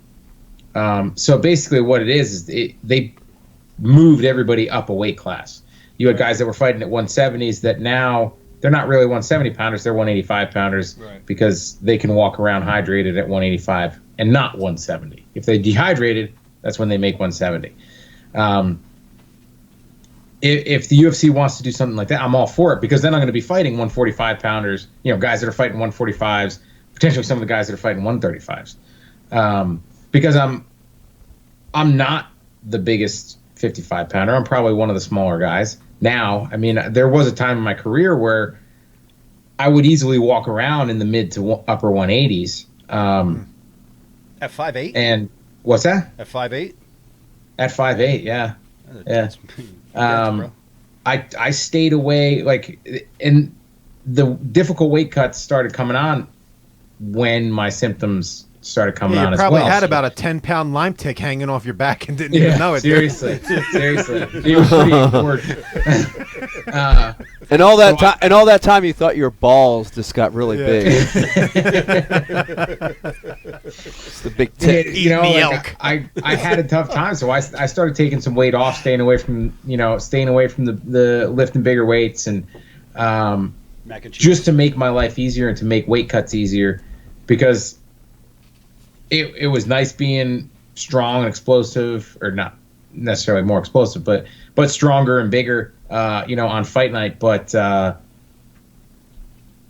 if you're beating the crap out of yourself, the day before to make weight, it does affect you, So I've been trying to make it, easier on myself, and I still thinking I might go up, and it's like, who the hell cares? Just go and do it. And if I fought at 70s or even 85s, there's some big men that fight at 185s, but I'm going to fight at 185, walking into that cage, it being just a normal day. Yeah.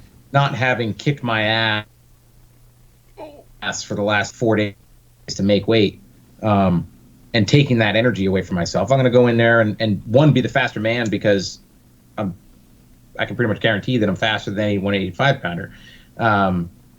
But it's just, I'd be more me, like the weight cut does affect you, and it's, I don't know. I'd say get rid of them. Screw it. Like, let's just fight each other. Who the hell cares? We have money to fight somebody. I'll watch. I like that. I want to jump in real quick, and I want to say this. This is interesting. And I think this is the first time I've ever said this publicly, but I have a lot of proud moments in my life and in my career. Being a husband to Becky, the birth of my children, winning the Classic, winning the Angler of the Year. But in that list of, let's say, my top 10 most proudest moments would be having my ass kicked by Jim Miller. So thank you, Jim. Appreciate it. Well, you're welcome. Anytime. In that purple singlet, too. Yeah, and I was in a purple singlet. Yes. Yeah. Yes. bless you, bro. Very amazing moment in my life. So thank you for kicking my ass. You were a bit slimmer back then. I was slimmer, too. Yeah, that was nice. Looking like Grimace in that purple singlet now, dude. I couldn't get in it. Be a lot of bulges all over the place, man. Like anorexic Grimace. Go put it on. Go put it on. Very unflattering. What are you drinking tonight, Jim? Well, I started out on beer, and now I've got some weird concoction. What's your best beer that you make, Jim? I don't know. That's a tough one. Our Oktoberfest, we haven't made it in a little while, a few years, but our Oktoberfest is pretty good. And the recipe that came out the best is the one that we fucked up. Yeah. I'm gonna put all the blame on my brother. So then I guess the success lies in that as well. He burned the mash while we were mashing the grains, and just that little bit of like scorched grains in the bottom. It was like a 20-gallon batch. So that little bit of it just gave it enough like of this like toasted flavor that it was like perfect. Yeah, we had the Yards guys in here, Jim, and they said the same thing. They used to have this limited release of this IPA that they would make, and it was the ingredients were so expensive, and they screwed them up that they didn't want to redo it. Yeah, and they made it that first year, and it was delicious. Then it changed after that, and we asked them why it changed, and they explained what you just said, that they messed up cooking it. Yeah. And it was the best beer they ever made, man. Yeah, it sucks, doesn't it? Yeah. We've made a couple other really good ones. We make a pale ale that I wanted to make something that was like complex enough, but really like light. We had a pig roast a few years ago now, so I made one that was it's just Citra hops and like Maris Otter, which is kind of a breadier English grain, and it came out. It's a really good beer, and I don't know. That's one of my favorites, and it's just drinkable. You know, I mean, that's the best part about making the beers. Like, I'm not a big fan of like making huge ones, 8-9%ers, right? Adding all these crazy things into it, because it's like, if it's too big and I've got a keg of it sitting in the kegerator, then you got to drink a friggin' 8 or 9% beer every night. Yeah, it's tough. Where it's like, okay, well, if you make something that's like 5, I can have 2 of it, and the flavor's not going to be overpowering with anything, because we All-day threw IPA. jalapeno peppers in it or some other crazy shit.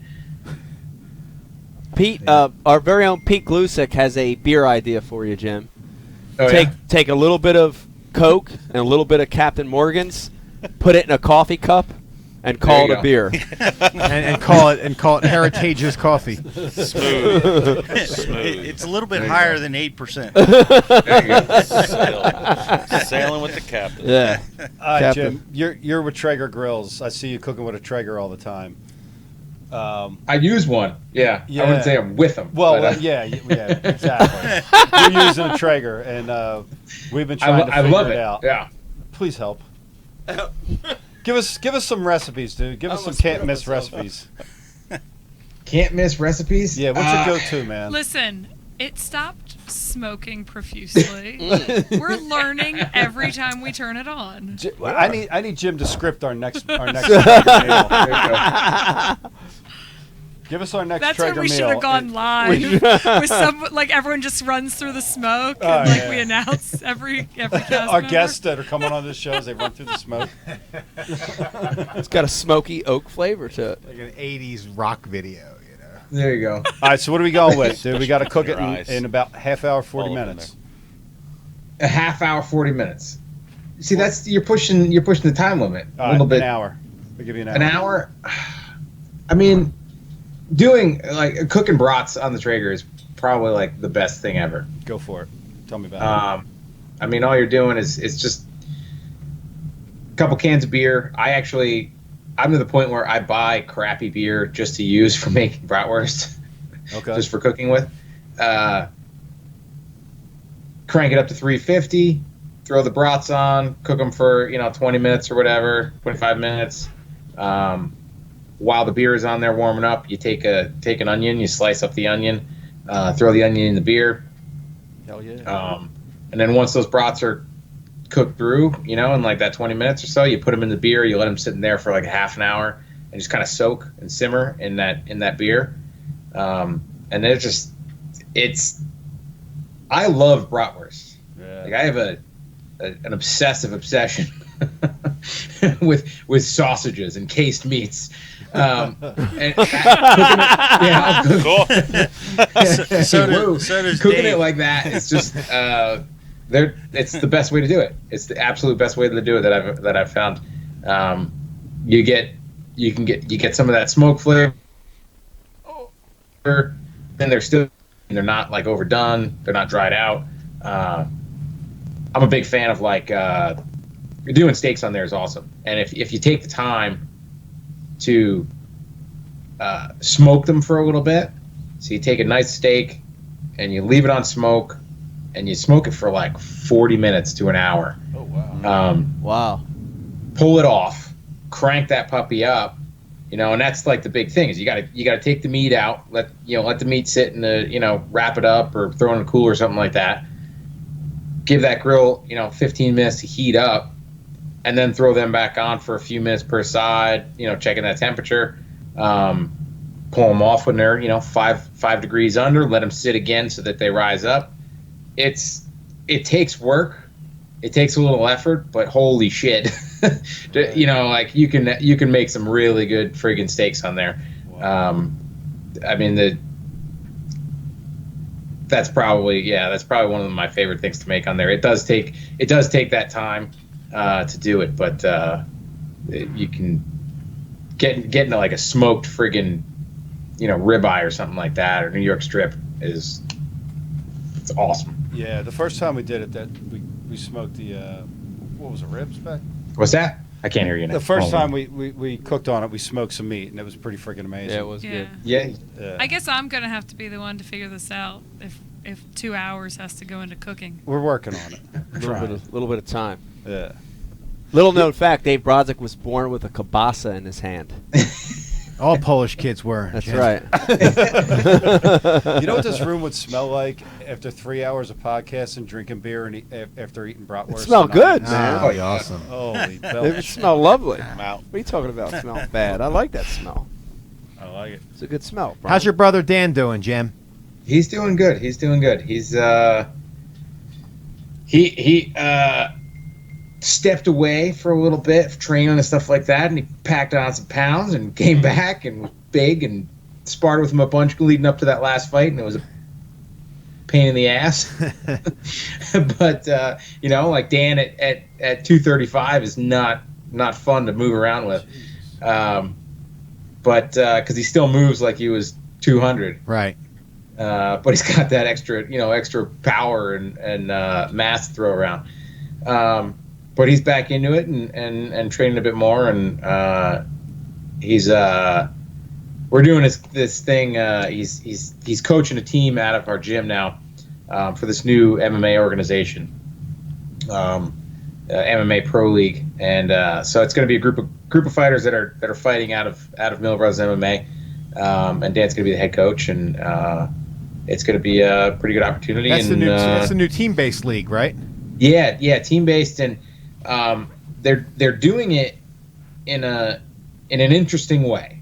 Like the winning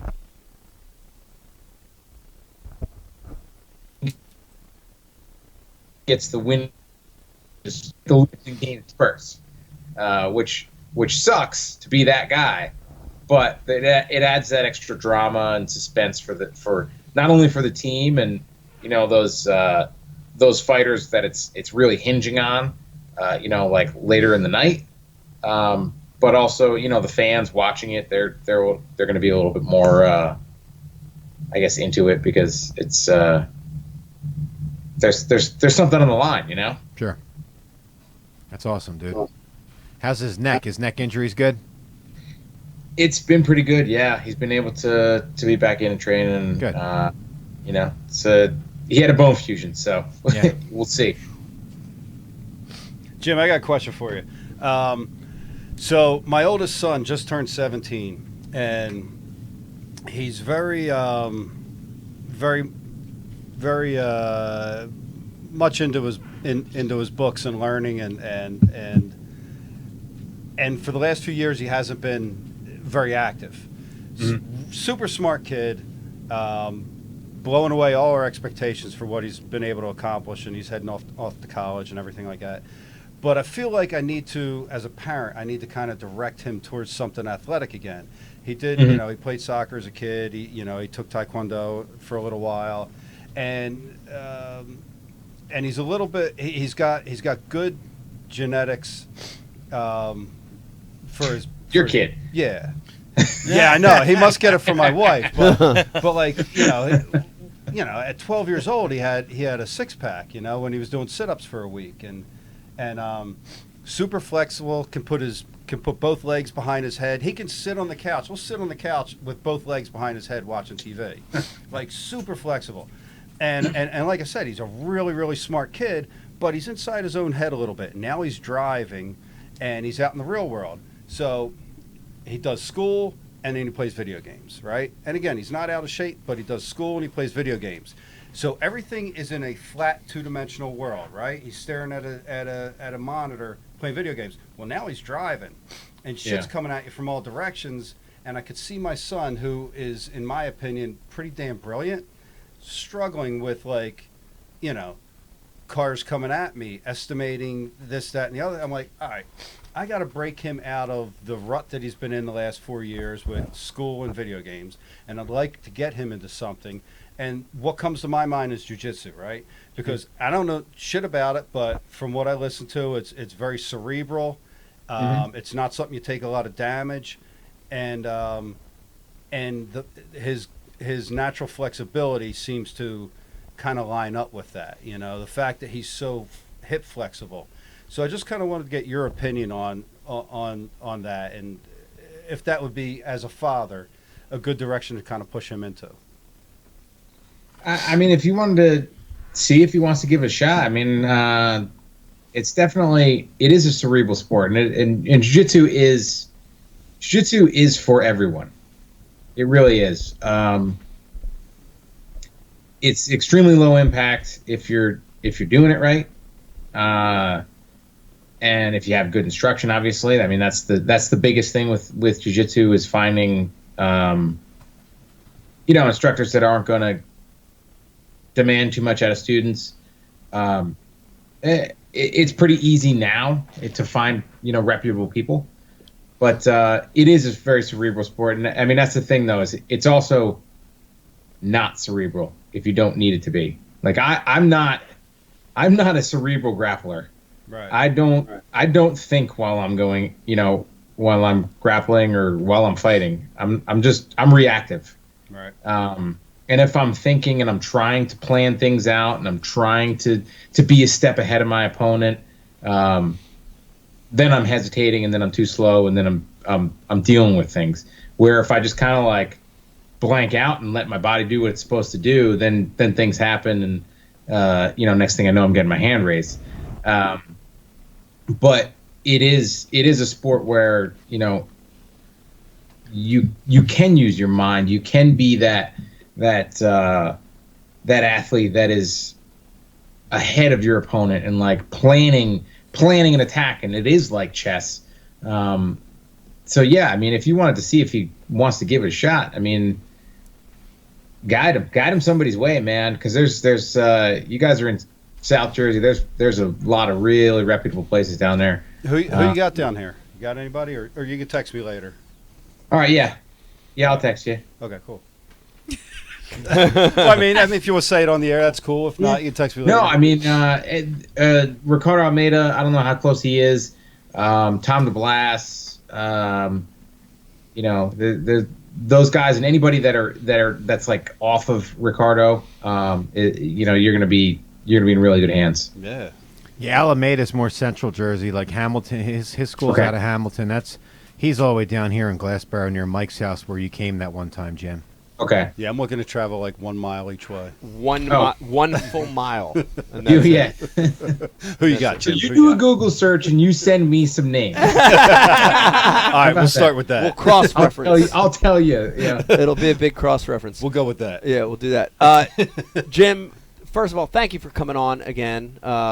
Very, very insightful stuff on limes. I know a lot of our listeners are going to love that stuff. Yeah. And, dude, I can't wait to see you in a month or so at re-winning the title again against all these other people that are talking smack. There it goes again. Look at it creep in. Where you at, Gregor Gillespie? That's right. I was thinking of a belt buckle. Beck,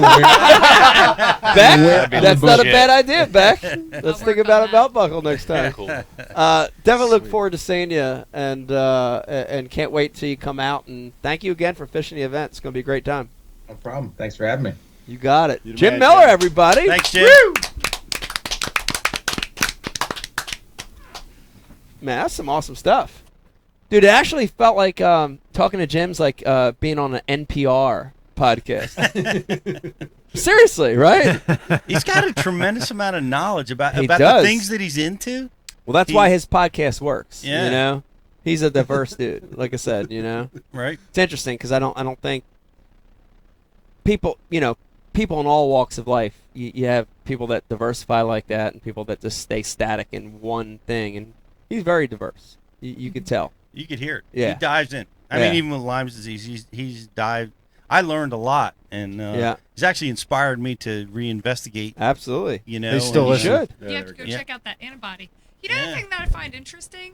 Every doctor I've come across doesn't really want to test you for Lyme. A lot of them don't. They all shut you down. Every single doctor I've been to, you don't have Lyme's.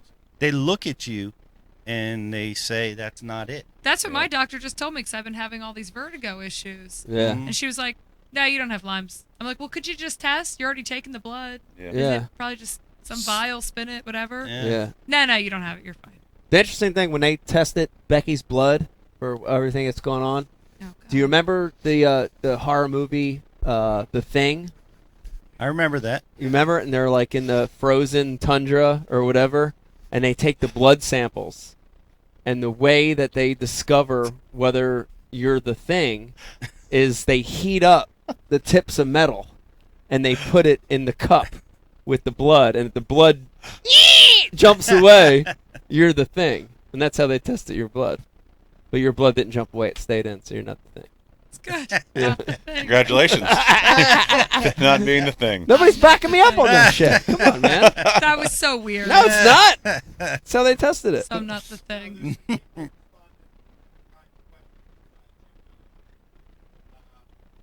Go ahead. So there's some IM coming in on Brian's question to Jim Miller. Let's see here. Comment from Pete's Ultrex. Super awkward won their stock. Wait. What question's this? While I guess that long one you went into about Luke and jiu-jitsu. Really? Pete's Ultrex. That was awkward. I don't know. While Pete's Ultrex. Wawa hoagie later. Jim, my daughter has been dancing for years. How do I make sure she doesn't dance on bars when she's 21? That's your problem, Valdez. Wawa hoagie lady. Keep them coming, Pete's guys. favorite Wawa. Wow. Wow. I hate these Pete, guys. some people want to know in 2018 where the I'm so glad that people send messages. I hate them. That's why I never talk. Pete, when will some of the new locations for Bass U come out, and will there be any near South Jersey? We're hope so. We're hopeful. We're looking at Jersey right now. So that and we're going to be in Tulsa. We're going to be back in Alabama. It looks like Miami. And Do you think if you come to Roll New Tide. Jersey, you can invite Jim Miller and Brian Stockwell to stand up on stage and Brian can ask him questions? That would be for an awesome. hour? That's entertaining. Oh man, Brian's like Somebody else Very said. entertaining. Somebody else Poor guy. said. Someone else said. Brian, make him sweat or take him rock climbing. Rock climbing. Oh, I know a good place. Suicide Hill in Runnymede. The milfoil hunter says, "We love you, Brian. Love your ghost more, though."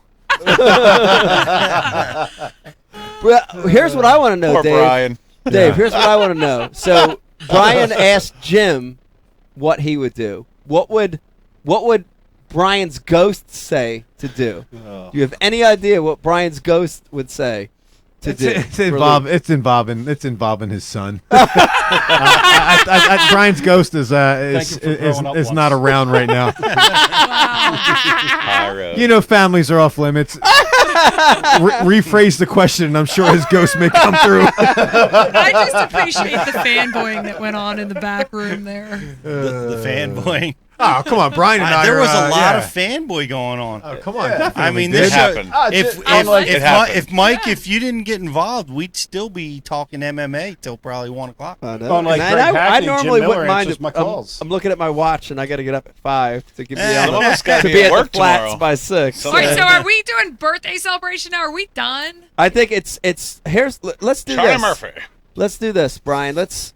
Brian the Carpenter. You good with you? Michael the fisherman. You good with? Do we still have things to do? No, you good with calling it quits here? Yeah, man. All right, let's do this. We'll go out with the birthday celebration. Oh, hold on, I gotta light the candles. Okay, let me. What camera? See, I'm awkward here. Am I looking at this one? Let me thank everybody for watching tonight. Amazing Ike live show. Want to thank our guest tonight, Charles. Thank you for being in studio. Thanks for having me. Yeah, man. Awesome. Very excited about everything that's going to happen. Thank you. Thank you to Pete GLUSZEK, Dave Brodzik, Brian the Carpenter. Thank you, Becky, Jim for Miller, being here with us tonight. Nicholas Waddell. Thank you for Nicholas Waddell. Yes. Not Weedle. No, Weedle. Thank you for Waddell. joining us, Nick. And, of course, Jim A10 Miller. Thank you for joining us tonight. And thanks, everybody, for watching. Check out our sponsors, MTB, Bash University, TH Liquid Mayhem, Flambeau, Line Cutters, Real Snot. Check them all out. Use the promo codes we mentioned earlier in the show. Get your discount, and we'll see you soon. Brian, announcement on a new date for Ike Live. Do you know yet? Yeah, right. There you have it. Good story. Hey, get your free Bashu hat. Subscribe, and Mike, happy birthday. Thank you very Happy much. birthday, Happy birthday. And last but not least, apologies to Mr. Dick Morris and Dick Hackney. We're supposed to have you on, but we ran out of time. And with that, happy birthday to me and Eric the intern who bailed on us tonight. And here we go. Are you ready? You ready? I have to hear everyone. We have to Ready? sing? Do we have any music? Nah. All right. Happy birthday. No, you don't sing for yourself. Oh, I was doing it. All right, let's do it fast. Ready, set, go. Happy birthday to you. Happy birthday to you. Happy birthday, dear Mike. Happy birthday to you. Woohoo! There you go. Excellent. Good night, everybody. Good night. Peace. Bye. Peace out. Hooray for Mike. Darkness, everybody! Everyone! Darkness is spreading! Go ahead, God! What did the 5 fingers say to the face? What? Slap!